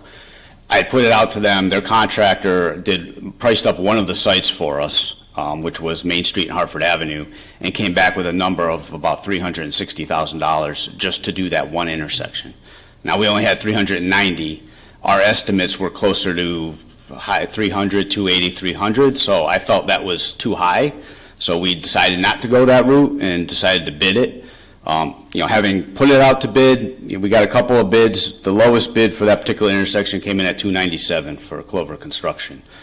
So, there's two different avenues I was looking at, and one I thought was too expensive. We took a chance and put it out to bid. We did get lower pricing. I will say, right now, obviously, prices are extremely high. I will say, sometimes middle of summer is not the best time to do bidding because a lot of contractors are booked and they have their work. So that's why maybe we only got 2 on this one. And we got 5 on the other one that we just talked about, only 2 on this one. Our estimate, it's a little bit higher than our estimate, but, DECD, who's handling the Urban Act funds, and also DOT, who's handling the CCGP funds, both have reviewed it and felt that the prices are reasonable and are giving us the go-ahead to proceed with the award using their funding. So it's hard to say. I mean, maybe if I put this out in, this coming December, maybe it'll get a little bit of a better price, but that all is going to really depend on where fuel prices go and material prices and what transpires. So it is a good amount of money, but these are the types of projects that we're not going to be able to fund ourselves because of the cost, which is why we went after the funding, the state funding, to get them done. Yeah. And this is our opportunity to do that. So put another way, just generally, when we talk about $700,000 and, these other projects, was it $1.3 million for the Wilkett Hill project, I start to think and say, you could hire 4 people, right, for $300,000, 4 people, $400,000 for the whole year, have them all doing all kinds of projects, and now you just have to buy material.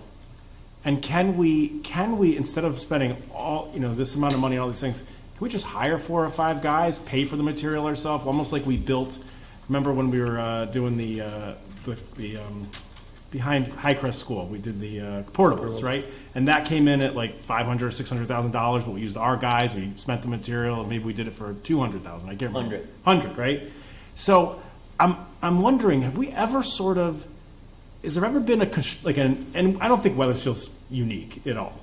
Have we ever sort of thought as towns or as engineers such as yourself, directors of engineering, and you talk to other towns and said, can we do this in-house for a fraction of the cost and then get 3 times more for this amount of money, and said, going out to bid at these construction companies is not cost effective for our municipality? Or, put another way, can we even team up with other towns, have a 3-town and say, we're going to create like a little construction department here and save everybody a lot of money because of the situation that we saw in Highcrest, but now applying it to all these different grants. Any thoughts on like whether those conversations happen? I mean, generally speaking, if you're going to do it in-house, it will be cheaper. That's a conversation at a much higher level than me. I mean, we have difficulty sometimes getting physical services to do some jobs that need to be done, and we have to contract it out to contractors to get the work done. So if council wanted to move in that direction, that's certainly a discussion going forward. And I think it would be cheaper in that respect, but you got to consider everything that goes along with hiring full-time staff, which you've had those conversations too, with benefits and everything else that goes along with it. So that would have to be a discussion with the Director of Physical Services, who really would have to buy into taking on more staff to handle. I mean, I would say for Wolcott Hill Road, that is a project that is probably well beyond most municipalities. This one, I think had we not had the supplemental funds available to us, we may have tried to work something out and stretch the project out and maybe had physical services do some of the work that they could do to try and piecemeal it together. But however you look at it,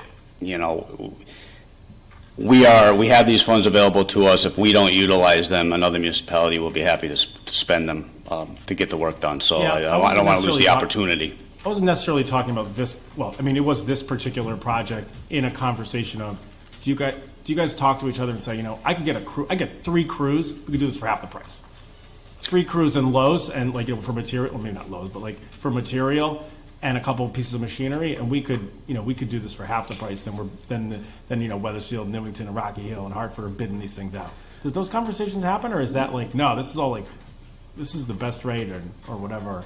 We can't do it for cheaper or something like that. Well, I haven't had any conversations as far as shared services with other municipalities. As far as projects go, generally, yes, we'll try and have a conversation with physical services, ask them, do they have the time and the interest and the capability of doing certain projects, and when they do it. There's, as far as their availability to do that varies from project to project. I think this project as a whole, if we're looking at this particular project, probably would have been too much for them to do all of this work themselves in any reasonable amount of time. Okay. Just based on my experience in having those conversations. Then you're going to pull them off of the fall paving program and then the spring paving program.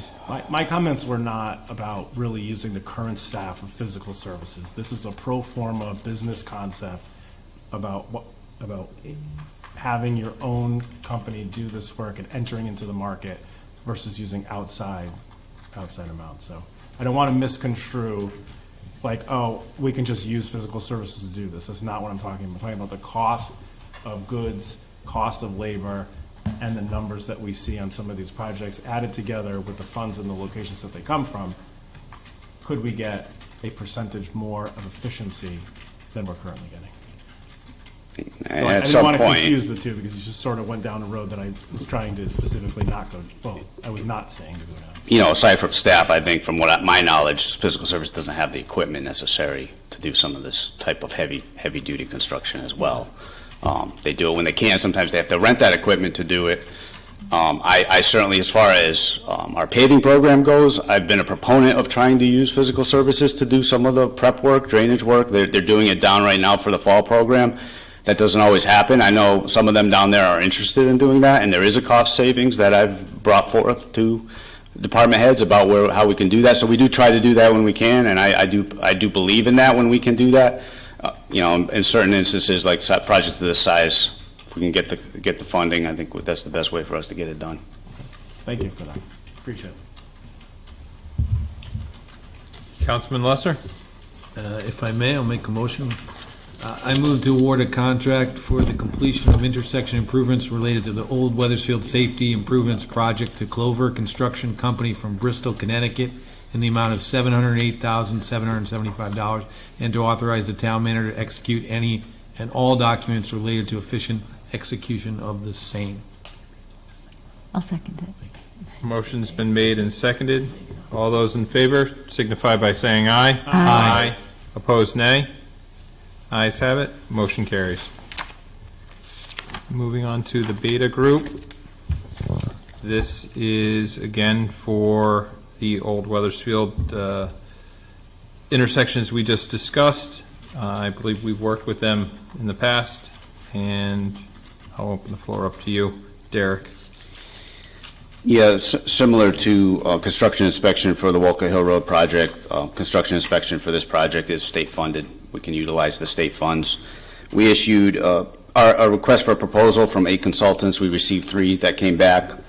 Beta's proposal came in, rated the highest as far as quality, company experience, staff qualifications, and just an understanding of the project. We've had good experience with them working for us in the past. They're located very close to both of these projects because they're right over the line in Hartford. So all of their fee was slightly higher than some of the other proposals. We recommended moving forward with them for inspection services related to this. Their work would be funded, we're anticipating their work will be funded with the Urban Act grant funding that'll be available. And I've been in discussions with both DECD and DOT as to how to stagger or how to utilize, because we have 2 funding sources, we have to track them separately, so we'll work that out internally. But basically, this will be all state funded, so we're looking to award them a contract for $88,000 to move forward with it. Any questions for Derek on this? I misspoke, $90,000. Motion? Motion to award a contract for providing construction inspection services related to the Old Weathersfield Safety Improvements Project to Beta Group Incorporated in the amount of $90,000, and to authorize the town manager to execute any and all documents related to the efficient execution of the same. Motion's been made and seconded. All those in favor signify by saying aye. Aye. Opposed, nay. Ayes have it. Motion carries. And item B4I, I guess this may be we put the cart before the horse, because now it's the $500,000 that we are looking at utilizing from the Urban Act funds that were authorized through the Bond Commission back in, I forget when, but This past March. March? Yes. Okay. And, I mean, we've heard about it. This is the $500,000 that's going towards these projects, again, in Old Weathersfield for the connectivity improvements. Any questions for Derek on these? Actually, I do have one, Sure. if you don't mind. So, safety improvements, can you just give me an idea of what, as opposed to, fixing up the roads, what a safety improvement would entail? Yeah, these are, for this particular project, these are primarily intersection improvement projects, so we're looking at, for instance, Hartford Avenue and Main Street, just tightening up the curb radii, pushing them out so we don't have such a large expanse of pavement, adding new crosswalks, shorter crosswalks. There'll be some curb bump outs kind of in front of Heirloom Market. We're going to have some islands that bump out to have a crosswalk there to provide. So when we say safety improvements, it's primarily pedestrian, bicycle safety, but it also has some value to motorists as well. In that particular intersection, we have, it's a 3-way intersection, but we have 2 of them with stop signs, 1 without, so we're installing a stop sign in the northbound direction. At State Street and Main Street, we're changing the traffic circulation around the island. I know you weren't here for some of the presentations that we had given. Sorry, this is redundant. But right now, we have 2-way traffic on both sides, so now it's going to be just 1-way traffic on the north side heading towards DMV, and on the south side coming away from DMV into Main Street with a stop sign instead of a yield sign. So there's those types of improvements that are incorporated into all of them. The only one that's a little bit different is Knott Street and Garden Street along Standish Park.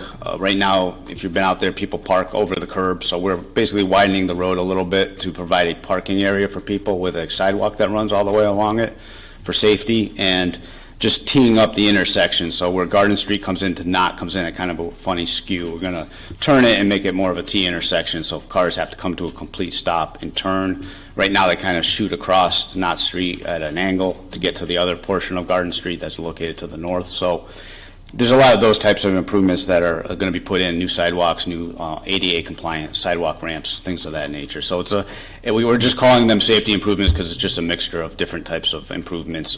Bike lanes will be not necessarily defined as bike lanes, but we're looking at putting in shoulder lines to make the travel lanes for the vehicles narrower, help slow traffic, and also provide space for bicyclists to travel up and down Main Street. So it's a combination of things that we're incorporating. Great, thank you. Councilman Biggs? Thank you, Mayor. Just have kind of a question. Deputy Mayor kind of mentioned this before when we were talking about the light posts around town and whatnot. It seems like a lot of these funds are like focused in Old Weathersfield. Have we looked at other places that need these same safety updates throughout town? Yes, we have a bike ped committee that's been working on a plan that looks at bicycle safety and pedestrian safety throughout town, not just in Old Weathersfield. Wolcott Hill Road is an example of one of the projects outside of Old Weathersfield that we're doing. We do have, plans for future funding applications where we're looking at in other areas of town too, that will also utilize it. I think right now, there's a need for parking evaluation, and we're getting so much more use or we're attracting so much more visitors down to Old Weathersfield. That's been a little bit more of a focus lately, but it's not that we're exclusively looking to spend funds there. And when we're doing our paving programs, it happens to be this fall we're in Old Weathersfield, but oftentimes we're not. This spring we weren't, and a lot of our programs are done elsewhere in town. So I think Old Weathersfield provides us an opportunity to go after funding applications for state funds or federal funds that we may not have that opportunity in other areas of town. So that's been a focus for that reason lately. But yes, we do try to spread it around to everyone in town. And please believe I'm still new up here, so I'm not dismissing your work. From the time I've been here, it seems like I've seen a lot of Old Weathersfield versus the latter. So, but thank you for everything that you and your department does. Sure. I mean, the previous lot zip project to Wolcott Hill Road was Highland Street. We did a long stretch of Highland Street with a mill and overlay and pedestrian upgrades and some sidewalk ramps and things of that nature. So, yeah, we do try to be fair. Thank you. Sure. Any further questions for Derek on this one? If not, you have it in front of you. The right one? 500. 500. Yep. Motion to authorize the town manager to allocate $500,000 in Urban Act grant funds for the Old Weathersfield Safety Improvement Project to supplement existing community connectivity grant program funds. Second. Motion's been made and seconded. All those in favor signify by saying aye. Aye. Aye. Opposed, nay. Ayes have it. Motion carries. Thank you. Before you go, Derek, I'm gonna put you on the spot real quick about the fall paving program. I got word tonight that Garden Street between Main and Broad Street is actually going to be narrowed. So maybe we can take this conversation offline and have a conversation about that. So in short, I had gotten some calls from residents that were concerned about us taking away the concrete curb and aprons. The problem that we have out there is that the sidewalks are so high and close with respect to the road that a lot of the aprons are very steep. And if you've driven up there, the town over the years has gone in and paved over the concrete aprons to make that a little less of a steep situation. We need to figure out what we're going to do with that. The thought of narrowing was to bring the curb lines in and provide a gentler slope to get to the driveways instead of the steep ones that we have with a bunch of pavement over the top, which looks terrible. But to do that and keep the concrete curbs is going to be extremely expensive. Normally we would do bituminous curb. I know some neighbors have expressed an interest in keeping what they have. So we're still working on how we're going to address that. It might be individual, just if we're going to keep the curb lines where they are, it might be some individual conversations with each property owner as to what their apron is like now If they are interested in going to a bituminous apron that we would reconstruct completely, or if they want to keep their concrete apron, which is not normally our standard, what are our options for trying to improve how it looks and how it functions. So it's an unusual situation we have out there. I think right now they park on both sides of the street, so any kind of too much narrowing is going to create a problem for that. So I'm not so much leaning towards that. I think it's more just trying to figure out how to give them access properly without it being left. I hate to do the road and leave a bunch of aprons that are partially paved over to give them access. We're going to look at what the cost of putting in concrete aprons back would be, but that's not our standard. That's not something we normally pay for in the program, so we're evaluating options right now. Okay. Yep. We can continue to have that conversation as you come up with ideas on it. I just wanted to mention it for the record tonight. I did take a couple calls when they found out about it, so, okay.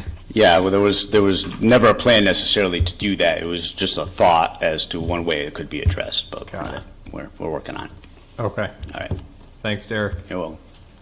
Moving down to other businesses, this is item 5A1, introduction of a school bond ordinance. And this is for introduction tonight, but if there's anybody who wants to comment on this. Just real quickly, Mayor. So the Board of Education made this request to the council earlier this year for the elementary schools long-range rebuilding plan for a fall referendum. At your meeting on June 21st, you did agree to move forward with this bond referendum. So tonight, what we're looking at is the approval of two motions, and they will be to introduce the bond ordinance, set the public hearing for September 6th, 2022, and then refer the project to the Planning and Zoning Commission, which is required by law. Do we have to actually make any motions tonight? Yes, there are two motions that are provided for you at the end of the, I included them both. They're at the end of the ordinance, but they're also at the end of the title page. Question. Yep.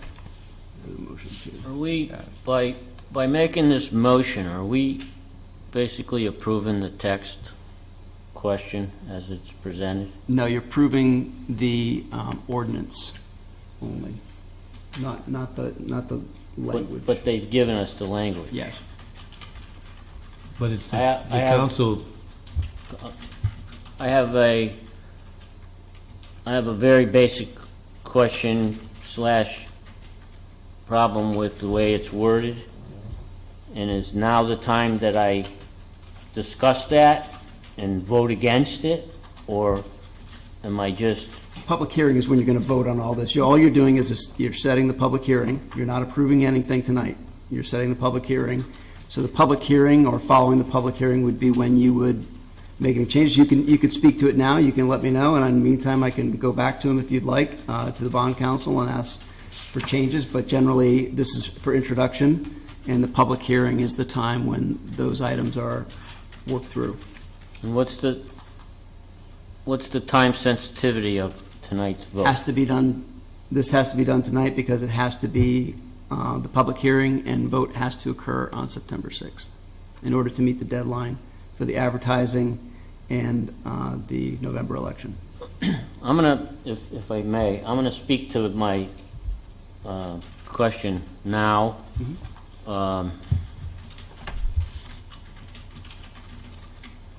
I'm not trying to sink this thing on, we don't have everybody here tonight. If I got one other person on my side, this thing's gonna evaporate, right? You need 5. 5, you got 4. We might have set a special, I think that we'd probably run into a special meeting situation. Okay. If there was enough time, but I'm Yeah. not an expert in that. My guess is that's what would happen. Let me state what my concern is, and then we can advance it to the next. So we've seen the proposal and everything. When you go to the motions, both of them basically read the same thing. Town of Weathersfield is going to appropriate the sum of $279 million, we'll round it out for discussion, for costs related to the school projects, blah, blah, blah. And that to finance said appropriation for projects, the town issue bonds or notes in an amount not to exceed $279 million, or so much thereof as may be necessary after deducting grants or other sources of funds received by the town for said project. It's allowing the town to bond $279 million when they don't need anywhere near that amount of money. They need $152 million, I believe. Now, I understand the concept where the state's going to provide $125 million or whatever. I have the numbers here in front of me, but they're going to provide approximately half of what we need. My concern is, thank you. My concern is this is a 12-year, 10 to 12-year project.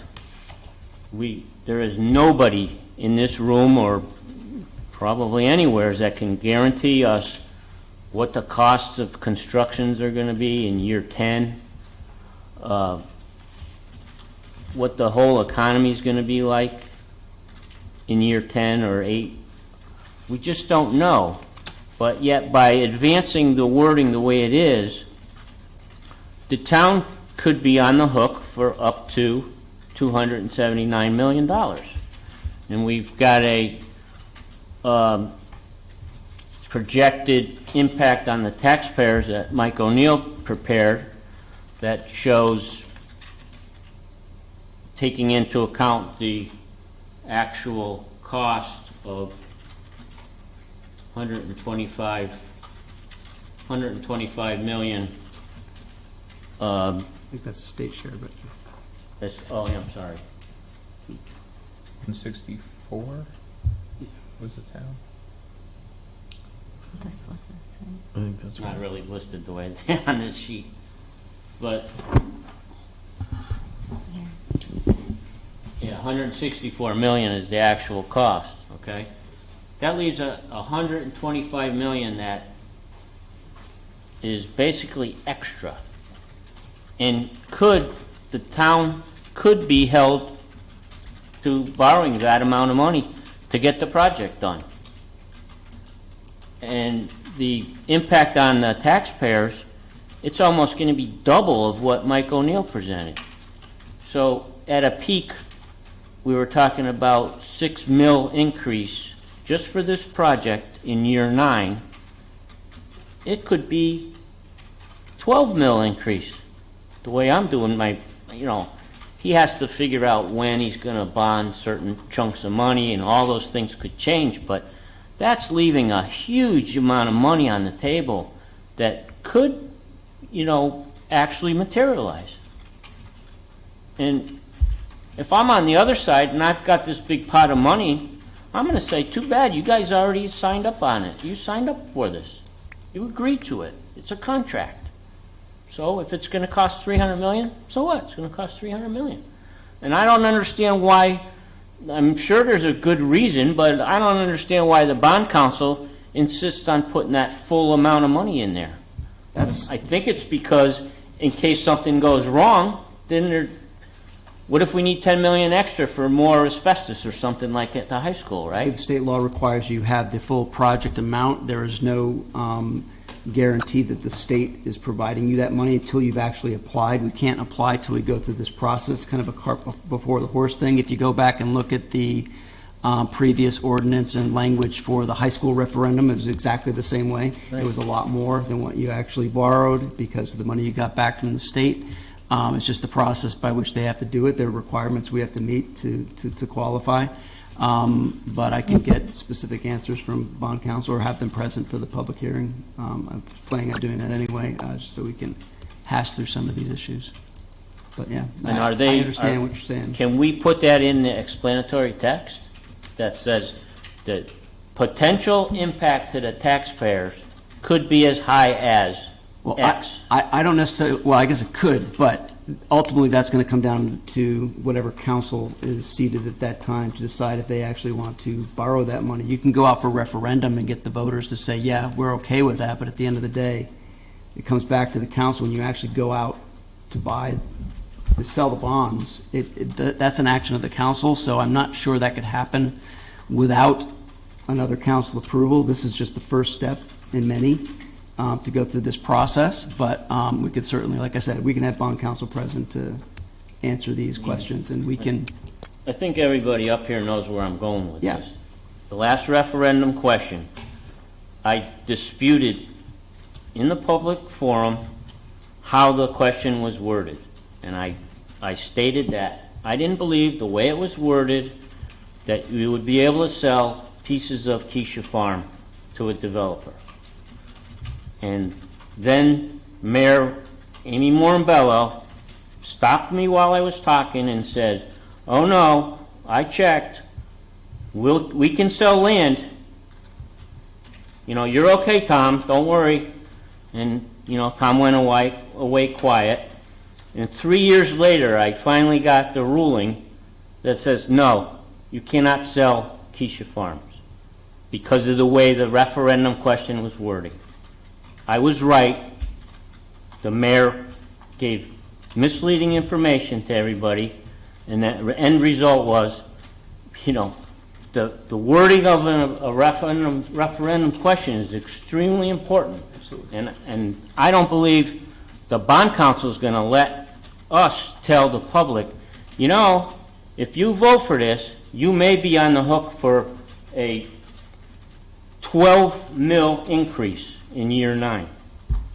So that's where I'm going with it. I don't know the answer, but. Councilman Biggs? Not to make a back and forth, but I'm assuming what you're, and I agree with you with transparency. It seems like what you are really going after is making sure that even if we put this forward, that it's transparent to everyone in town that, hey, if you say yes, this may happen, if you say no, this may happen, and just having it laid out. That's what it sounds like you're asking. I've been asking for transparency since before I got on this council. And it continually is like, and I understand, this is the way the law is set up, this is the way the rules are set up, you have to word it this way. It doesn't cut it for me. It's like I say, I don't want to be the one to sink a project like this, but it's just. So from what Town Manager, from what you said, this is going to, the actual wording that will be out for the public hearing, that is not yet fully determined. I know there's a lot of literature here, but actually telling them, hey, if you vote yes on this, this will be the cost. That stuff is not solidified yet. Correct. So we can vote to yeah. set these dates, but when it comes to the wording part of it, that still needs to come from the bonding and whatnot. It still has to go through that process. He's provided draft language for all that, but that's just draft. That's We don't the have to purpose stick. of the public hearing and the vote that you'll do on the 6th, if you decide to move forward with it. Got it. Will be determining that language. Got it. Thank you. I think you covered it, but basically, Tom, so I agree with you on transparency, and I think the voters need to know exactly what they're voting for. It's my understanding, we decide the language. So if we get the recommendation for the bond council, and certain things have to be in there by law, but we vote on correct me if I'm wrong, we vote on the language, and if we insist or want something else in the language or added to the language that's going to go on the referendum question, you can correct me if I'm wrong, we have the final say of the language, is that correct? Provided it's within the guidelines of this. Yes. Yeah, we don't have to say. Well, some things have to be in there, like there's certain things that have to be in Yeah, there. I mean, if we had to say, I would change that to $162 million tonight and vote on it to advance it, but we can't. Well, No, I'm good, thank you. Councilman Forrest? an argument, Tom, might be made. Can you just bring your microphone? Sorry. An argument, I think, could easily be made that if you were to change that to $100 and whatever it is, $7,000, that you actually would not be transparent with the public to say that our possible liability, as you just described, is actually much higher. It's 278. So I would actually say if there was a motion to do that, that would be not transparent, and you would be saying, "Oh, don't worry, it will definitely be this amount," but really realistically, we know that it could be a little bit more. And so I think the law is written in a way that you are actually transparent. This is the full project that the municipality is going to engage in. Not half of the project, not that the state might get it back, but what is the full amount of the project? And I know that you've been, well, I don't want to speak for you, but I think that is the reason for that you put the full project in, is that so the voters know what the potential liability, I don't know what potential liability is, but that what the full amount of the project is, and that we're not snowing, and we're not saying, oh, it's going to be less. On the other side of that, with the explanatory text, which I think we'll get to, not today, but the next day, that it's also wouldn't be necessarily transparent to do a Chicken Little situation, that the sky is falling, it's going to be $278 million, and we can't depend in like any way on this particular situation. When we've built hundreds of schools in the state of Connecticut, we know what the reimbursement rate is. We know what the state pays for the reimbursement rate. We know generally what the outcome is. That to inform voters of the basic set of undisputed facts about what we're planning on with this project moving forward. That seems fairly transparent to me. Not lowering the number because it's a much larger project. It's not 168 million. It's 278 million. Let's know that. Have the voters wide open, but also know that we have a very, very specific reimbursement plan. There's a percentage. Here's the expectation. It's not pie in the sky expectation. It's been done 100 times before. This is not brand new. And here's the backer is the state of Connecticut. And you can go, oh, I love the state. I hate the state, and play that card. That's who the backer of that particular set of money is. And here's the expected outcome with the variables over a 10-year project. People can vote on it. That seems fairly transparent to me.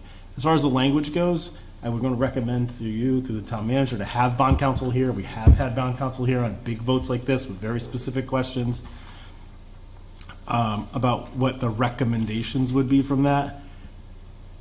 I will tell you right now, if it's outside of what bond counsel wrote, it's a very specific section of law. There are very few attorneys in the entire state that practice this area of law, and it's for a good reason. There's liability associated with it, there's coverage associated with it, and if this council were to start to mess with the attorney's language to put in sort of our own for whether it's perceived, real, or otherwise a political purpose, that would give me a great deal of pause. If for no other reason than if the thing goes south, I don't want it back on this council seat with our insurance having to pay or not cover, and the town has to pay because we thought we might know better than a bond counsel.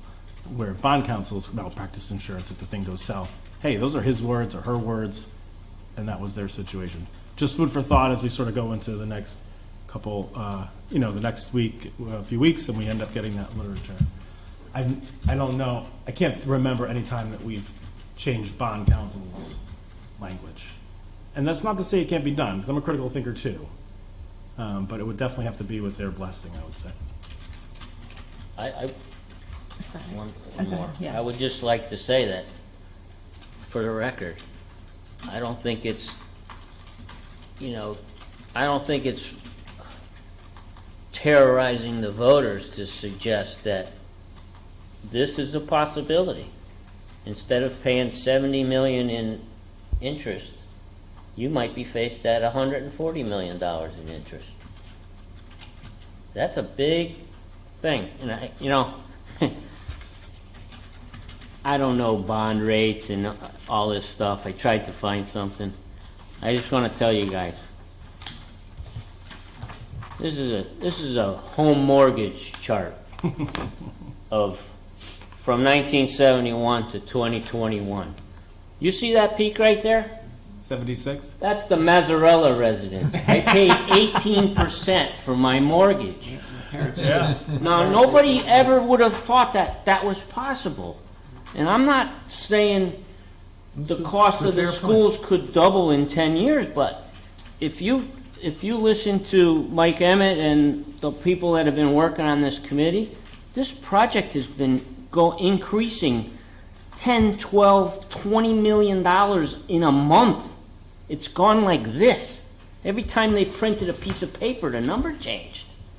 So it's not that it's just pie in the sky and I'm trying to scare the heck out of people. I'm trying to let people know the reality of what could possibly happen.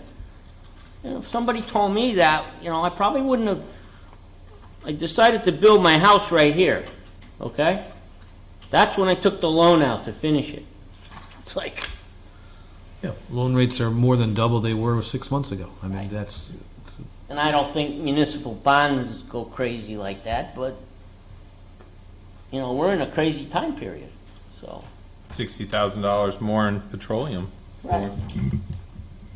I think our job is to lay it out clearly for the voters and let them decide. And they'll Well- decide if, I hope, one more, you know, let you get your, I hope, everyone up here will back me up and try to present this thing in the most transparent way possible. Because that's not what happened on the little $2.4 million project. And this is huge, huge. the biggest one I think Weathersfield's ever had. You know, I'll probably be in the ground by the time it's done, so, you know, it's not me, but. You still got to pay off that 18%. I'm sorry, Shelley. See, I forgot what I was gonna, no, I'm just kidding. I understand your frustration with the way the wordage is in this ordinance proposal, and I wish too that they could change it. And I mean, it clearly says, the very first sentence is that the town of Weathersfield will appropriate the sum of essentially $279 million. And then skip down, and that to finance the appropriation, we must issue bonds or notes in the amount not to exceed, but essentially to $279 million. So just the wordage alone, I don't think that's scaring people or, you know, whatever. It's clear as day right here, and I completely and thoroughly agree with Tom that I believe we could be on the hook for that, and I don't know when they come. So if our job tonight is just to agree to let people come and discuss it, as long as we can get out. And how do we go about getting that information? Who do we have discussing the plan about the money that's coming in, and is that actually going to come in? Could that lessen? Could it not happen?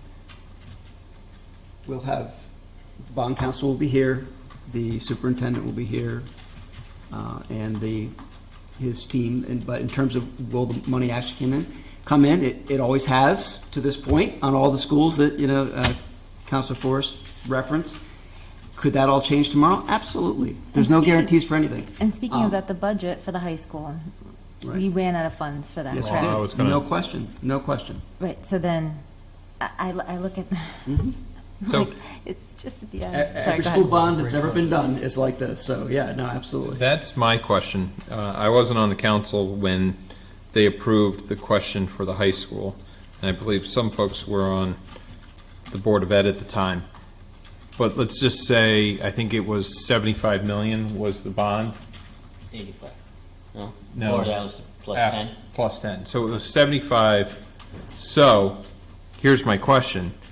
If we are going to ask a question of the public of up to, not to exceed 75 million, as they did in the high school situation, and the state reimbursement was X number of dollars of that 75 million, to your point, If the cost goes up. if the cost goes up, why couldn't they couldn't have taken additional money at that point? So we had to go beyond that to the state to get the additional funds. So if you're saying this is at 279 million, our share is 164, they could go up, they could increase that amount of our share to go beyond that 200. They didn't have to go to the state, they just wanted to go to the state. I don't know. No, but I see your point, what you're saying. So there's a little wiggle room right in there. So if we get the bonds, then what we've already said we appropriate is a certain amount. But if we go over, if the project exceeds that amount, and it's to your point as well, we'd still be on the hook for the remainder. There gives that little bit of room where. Right.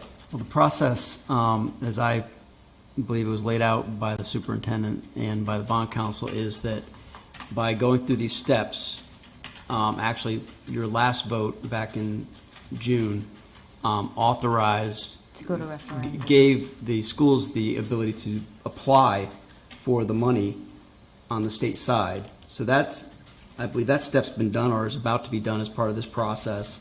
So before you actually go out to bond the money. You're going out to referendum. Mhm. But before you bond the money, you're going to already know whether or not you're going to get the money from the state or not. Okay. At that point, if they say no, you can pull the plug on the whole thing. Even though the voters approved it, you can say, well, the conditions have changed. It's happened before. Dove into recessions. A lot of projects that were approved at referendum stopped because people were like, no way, we're not doing it. And that was across the country. You're not required, just because you have the authority from the voters to borrow the money, you're not required to borrow the money. Ultimately, if all the conditions don't fall into place, you can say, no, that's not what we approved. We approved these conditions. Those conditions didn't happen.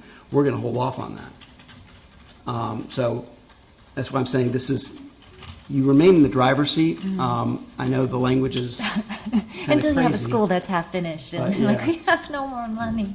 We're not really in the driver's seat, that's the problem. You know, these things take their course, like the last meeting, you know, I voted against it. Still advanced. We had to do that by a certain date to get to the next step. And now here we are. You really can't mess with the wording now because, you know, the bond council's not here and so on. So it's advanced to the next meeting. I recall a couple counselors said back at the last time when we voted, well, this gives us time to get more information from the schools, work out all these details, learn more, educate the public, and so on. Well, we're like 4 weeks from that, and I haven't got any more information. It's the same packet that we got 4 weeks ago. There's no more information coming forward. Now we're not going to have another meeting until September 6th, and you know, it's the same thing. So, Well, Councilman Lesser? I think you can ask the superintendent through the town manager if there's specific information that you want, Tom. I mean, they did lay out the whole proposal, and there is a set process for bond counsel, and we're just moving in, as you say, to the next step. But if you have specific questions, I mean, you can go to the superintendent through our town manager. I mean, we can get specific information. I think our role tonight, if we still vote that way, is to advance it to September 6th. I think that's our charge tonight, and we'll take a vote to do that or not to do that. I guess you're hearing my frustration, because it's like, I know they have a whole bunch of legal reasons of why things are worded the way they are. They didn't have any problem saying that it might be less after you deduct the state funding and other grants. They didn't have a problem putting that in there. But they don't want to put it the other way that says, oh, by the way, if you don't get these state grants, you could be on the hook for a lot more money than you anticipated. Well, That's my problem. I mean, there's a way that council or future council could pull the plug, as is done in many projects, as the town manager said, if their economic conditions change. Certainly can do that. But I don't know of cases where the state hasn't performed, if they have an agreement to fund at a certain level. Yes, it could happen, and anything could happen in the world we live in, but usually the state performs with these school grants. But tonight, I think our job is to say, do we want a motion to move this to public hearing, have bond counsel here? I'm going to support that, but, and, you know, I think we should probably move to a motion and put it on the table. That's my opinion.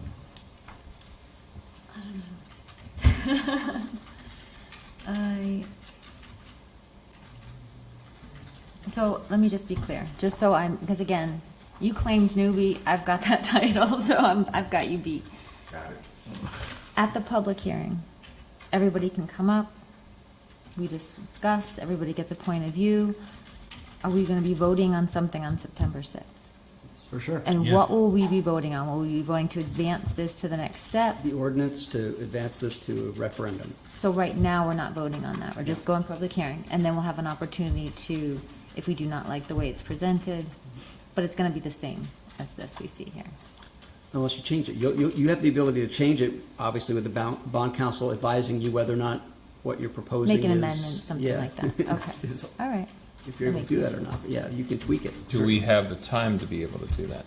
Well, again, I gotta look at that. if any of you, I would suggest that if any of you have specific things you want to see in it, Don't bring it up at the meeting. If you Be don't, fair to yeah, people. if you don't have bond counsel's contact information, I'll be happy to provide it to you. You can go back and forth with them and say, look, can you do this? Can you do that? And let him kind of work through it with you, because at the end of the day, you all have to approve it.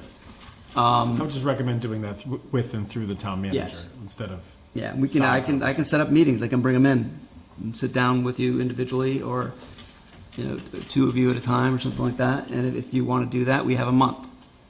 So it sounds like the biggest thing coming from, and I'm not speaking for you, sir, just me trying to think I understand, is that we just, or Tom, we would like to be transparent and just let the taxpayers know exactly what this is going to cost them if they say yay to it. That's pretty much what it sounds like you want, because you were not afforded that.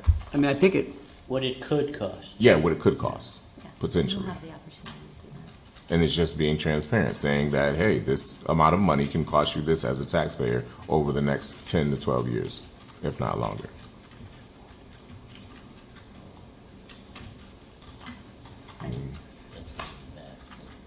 But that's something we can decide. Yeah, I mean, but that would be something, the question that you would send to the bond council beforehand and say, hey, is there a way that we can be transparent in the message and have this included in it before we get to September 6th, and then we have to try to make amendments then?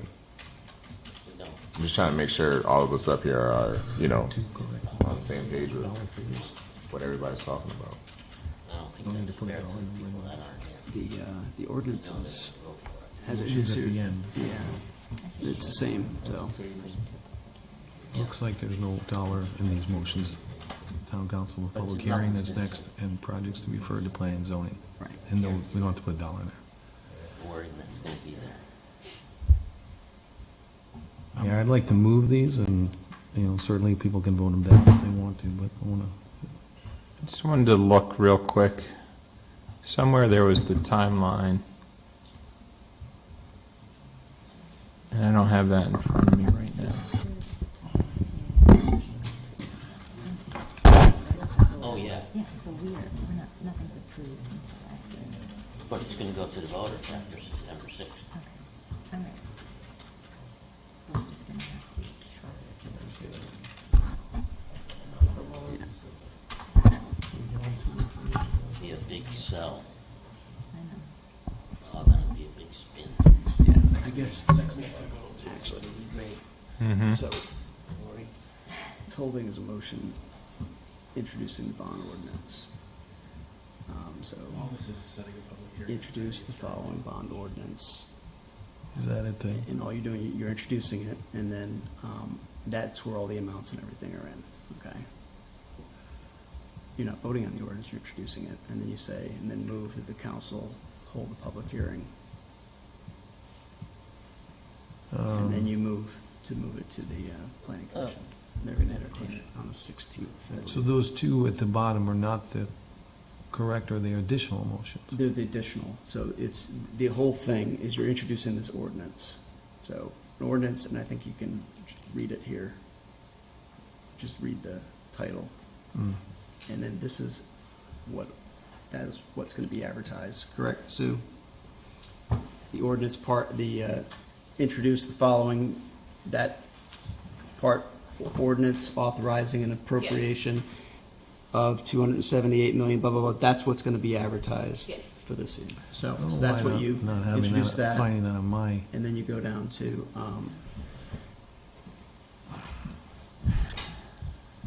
and then you go down to the, final two motions. if this is the beginning of it, Yep. Right after that, you'll see, these, nope, keep going. there's a motion to town council, no? Yeah. This, just this, That, and then and then the two at the bottom? the two at the bottom. So three motions? Yeah. Email, copy of an email. Possibly. Okay. Well, Fred- this is an introduction, it's not really a motion, all right, you're, introducing the following, and then the motion to schedule the public hearing, and then. Okay. Yeah, Fred, yes, sir. if we have we're going to schedule a public hearing for September 6th. Yes. If we make changes to what's there, don't you then have to have another public hearing? If they're it's not, if considered it's considered significant? significant, Yes, you would. And is that gonna Throw off the sink date? the whole thing? Probably, yeah. Might recommend that, as the town manager suggested, if you want a language change, maybe get a meeting with the bond council and see what the Yeah. likelihood is, or the comfortability of putting, changing the numbers or changing the language, because But it's already gonna be No, no, posted by then. before Be that, advertised, in the next week or two. Well, no, we would vote for it tonight as is. And if Tom You did have that conversation with bond counsel and incorporated certain changes, if it's substantial and different than what we vote on August 1st to what is presented. But the final vote's September 6th, Yeah. so if we change it in between there, I don't. Yeah, Well- I think the bulk of what you're advertising, he's not gonna change the amount of the project. He's not gonna change, you know, When it does is it what have it to be is. published by? So it has to be 5 days prior to the hearing. Oh, okay. So, I don't have to That's do it Labor Day. tomorrow, but, you know, if you decided to change it, then if you had I don't know if you would have a special meeting or something like that, we would Yeah. still have to have that I mean, I time, can't, and I there's can't Labor change it. Day and all those, so we would have to make sure we had enough time. You'd have to, and I don't know what the exact legal language is, but whether it's substantial or significant. But the protection is that you can't bring a 278 bond for a school and then say, oh, by the way, we're really gonna build a marina. Right. Right, that's. Or make it not- 500 million, yeah. You're talking it's- about technical changes in a sentence Clarifying here, and a language. sentence here, and clarifying language. Yeah, I don't think it would cause it to. Whether or not that's legal, or he thinks that, whether or not he thinks that's like appropriate or fair, or the rest of it, that's different than having another hearing. Yeah. Which is what you just talked about, and delaying the whole thing. So for all the things that we talked about today, fall within the governance of the notice that is about to be given, in my opinion. No, It's a minimal bond change. hearing for a set of school projects that we've talked about. And whatever changes that are proposed, it's for a bond hearing for a set of school projects that we're talking about. Didn't we have to do a second public notice for the pedestrian safety ordinance, because it was significantly changed? Oh, yeah, we did. Right? It wasn't that big a deal, but we still had to have a second hearing. I think we had to do a second hearing for the It was something else, maybe. rules and procedures. Yeah. Something. I don't remember the extent of the changes. You don't? You authored like 7 of them. Well, maybe I write a lot of things for this council. But maybe we really substantially change it to other sections of law. Okay, so before us are 2 motions. It's actually 3. First, you have to introduce the bond ordinance, read that part, and then go down and do the 2 motions. Oh, okay. Mayor, I'm willing to do that if you're accepting the motions now. Sure. Okay. I'm introducing the following bond ordinance. An ordinance authorizing an appropriation of $278,366,545, for various school projects and the financing of said appropriation by the issuance of bonds and notes in an amount not to exceed $278,366,545, or so much as may be necessary after deducting grants therefore. Do we do that one at a time, or do we do them all? Does that get seconded, or does it keep going? You just introduced, so I don't think you need to second or anything. You just go, the motions will need a second. Okay, so, I can find them at the bottom, Pass by them. pass by them.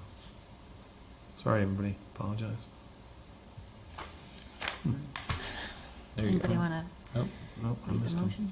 Ordinance authorizing. If someone else wants to continue. These guys right here? Okay, sorry, thank you. Yeah, that's fine.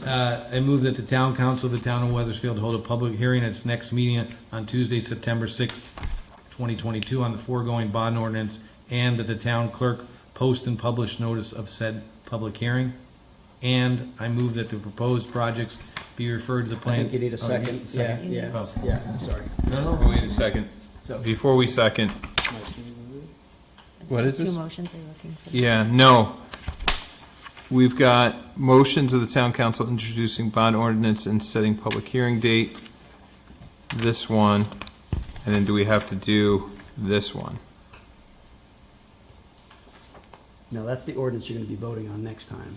So you motioned to, that's what you'll be voting on next time. These are the motions you have to make today. Just these? Okay. You made that motion? I did. Sorry about that, by the way. Is there a second? Second. Okay. And then those two motions? Just One the motion, Just one was an Oh. introduction. Just read I- one. Yeah, You need to vote on this one. This is motion one. I guess I had to introduce the ordinance, and I wasn't Introduce. clear about that, but that's And then the motion was read. correct. One of two, yes. Who seconded? Matt. All those in favor signify by saying aye. Aye. Opposed, nay?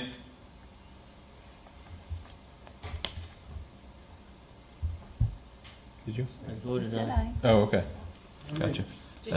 I will, Everyone said aye. Okay, that's what I will now make a motion that the proposed projects be referred to Planning and Zoning Commission for report pursuant to Section 8-24 of the Connecticut General Statutes. Second.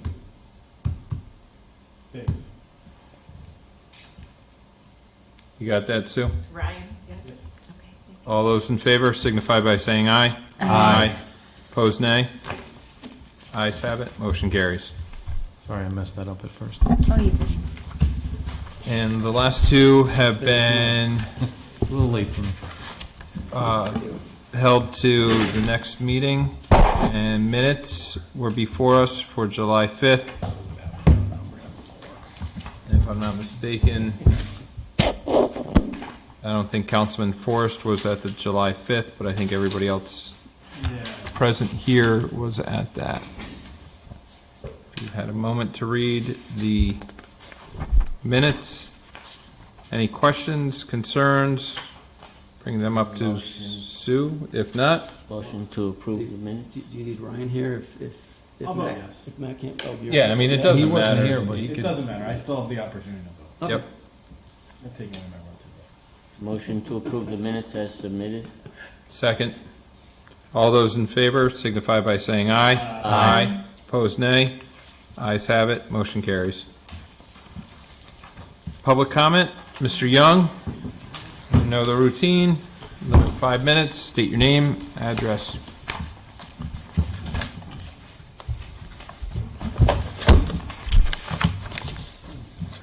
Robert Young, 20 Copper Mill Road. Starting from the beginning of my list, I know you had a discussion about the Keisha Farm regarding costs, regarding donations.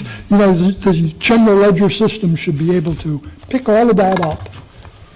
The cost, the revenue, any kind of donations that come in, it should be very simple, and so I can call up and press the button and show me the information.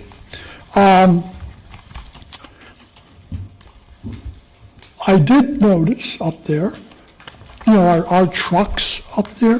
I noticed Kathy Bagley was up there, some employee was up there. These people should all be charged against that event. And I, you know, you have to do this right. Yeah, I don't know if you do it right, but this is how it should be done. So I hope that our accounting people will take care of that. You had some issues tonight about setting aside some funds for nonprofits, and to me, I wouldn't give them anything. I think this would gives an appearance that you're buying votes. When you start giving money like that to private organizations, nonprofits, like you're buying them up. So I would say you should not be doing that. Next, we've had some talk about the Keisha Farm, and I'm going to continue talking about the Keisha Farm. And, you know, you can get 108 units sold at that property and bring in $1 million a year in property taxes. Developing it as a PUD, and I looked at this place down on Stillman Way or Stillman Place.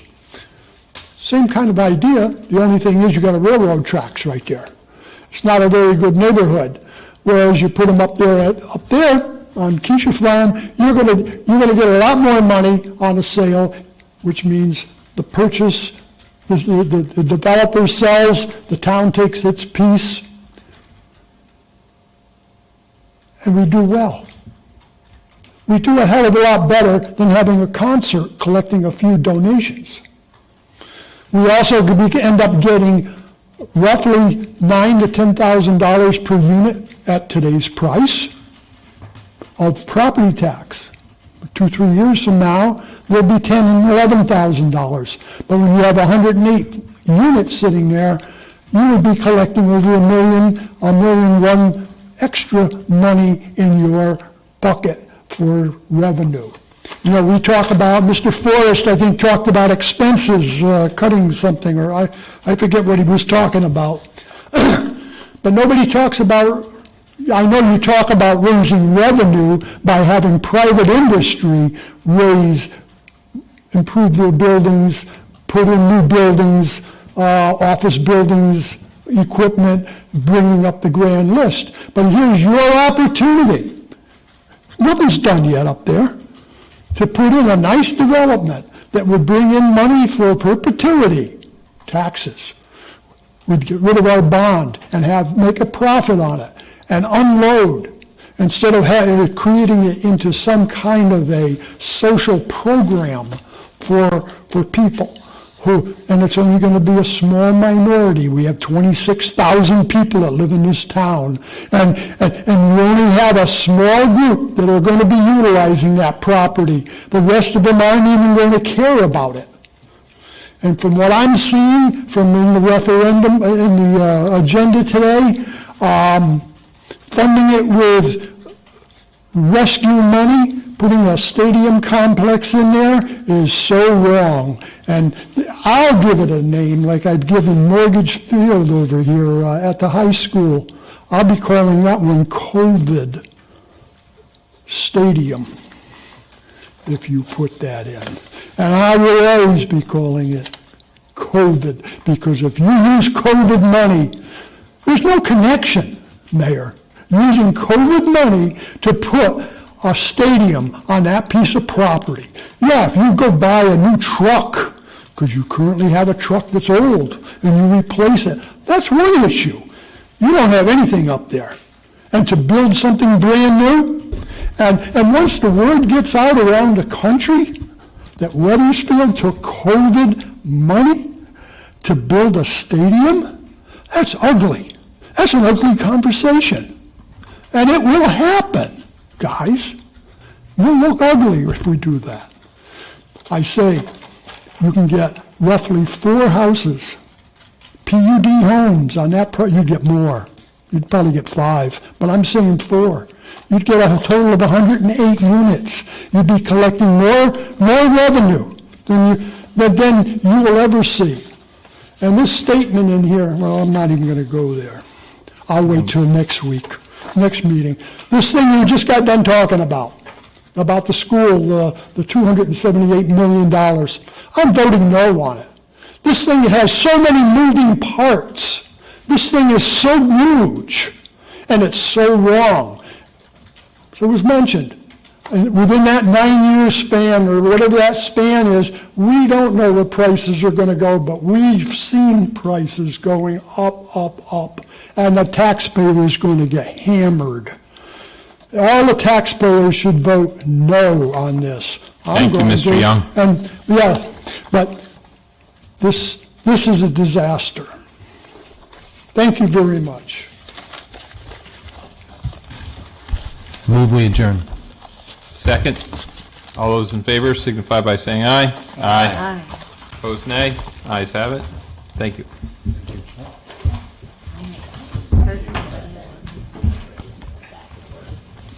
Yeah, we do. I get a copy.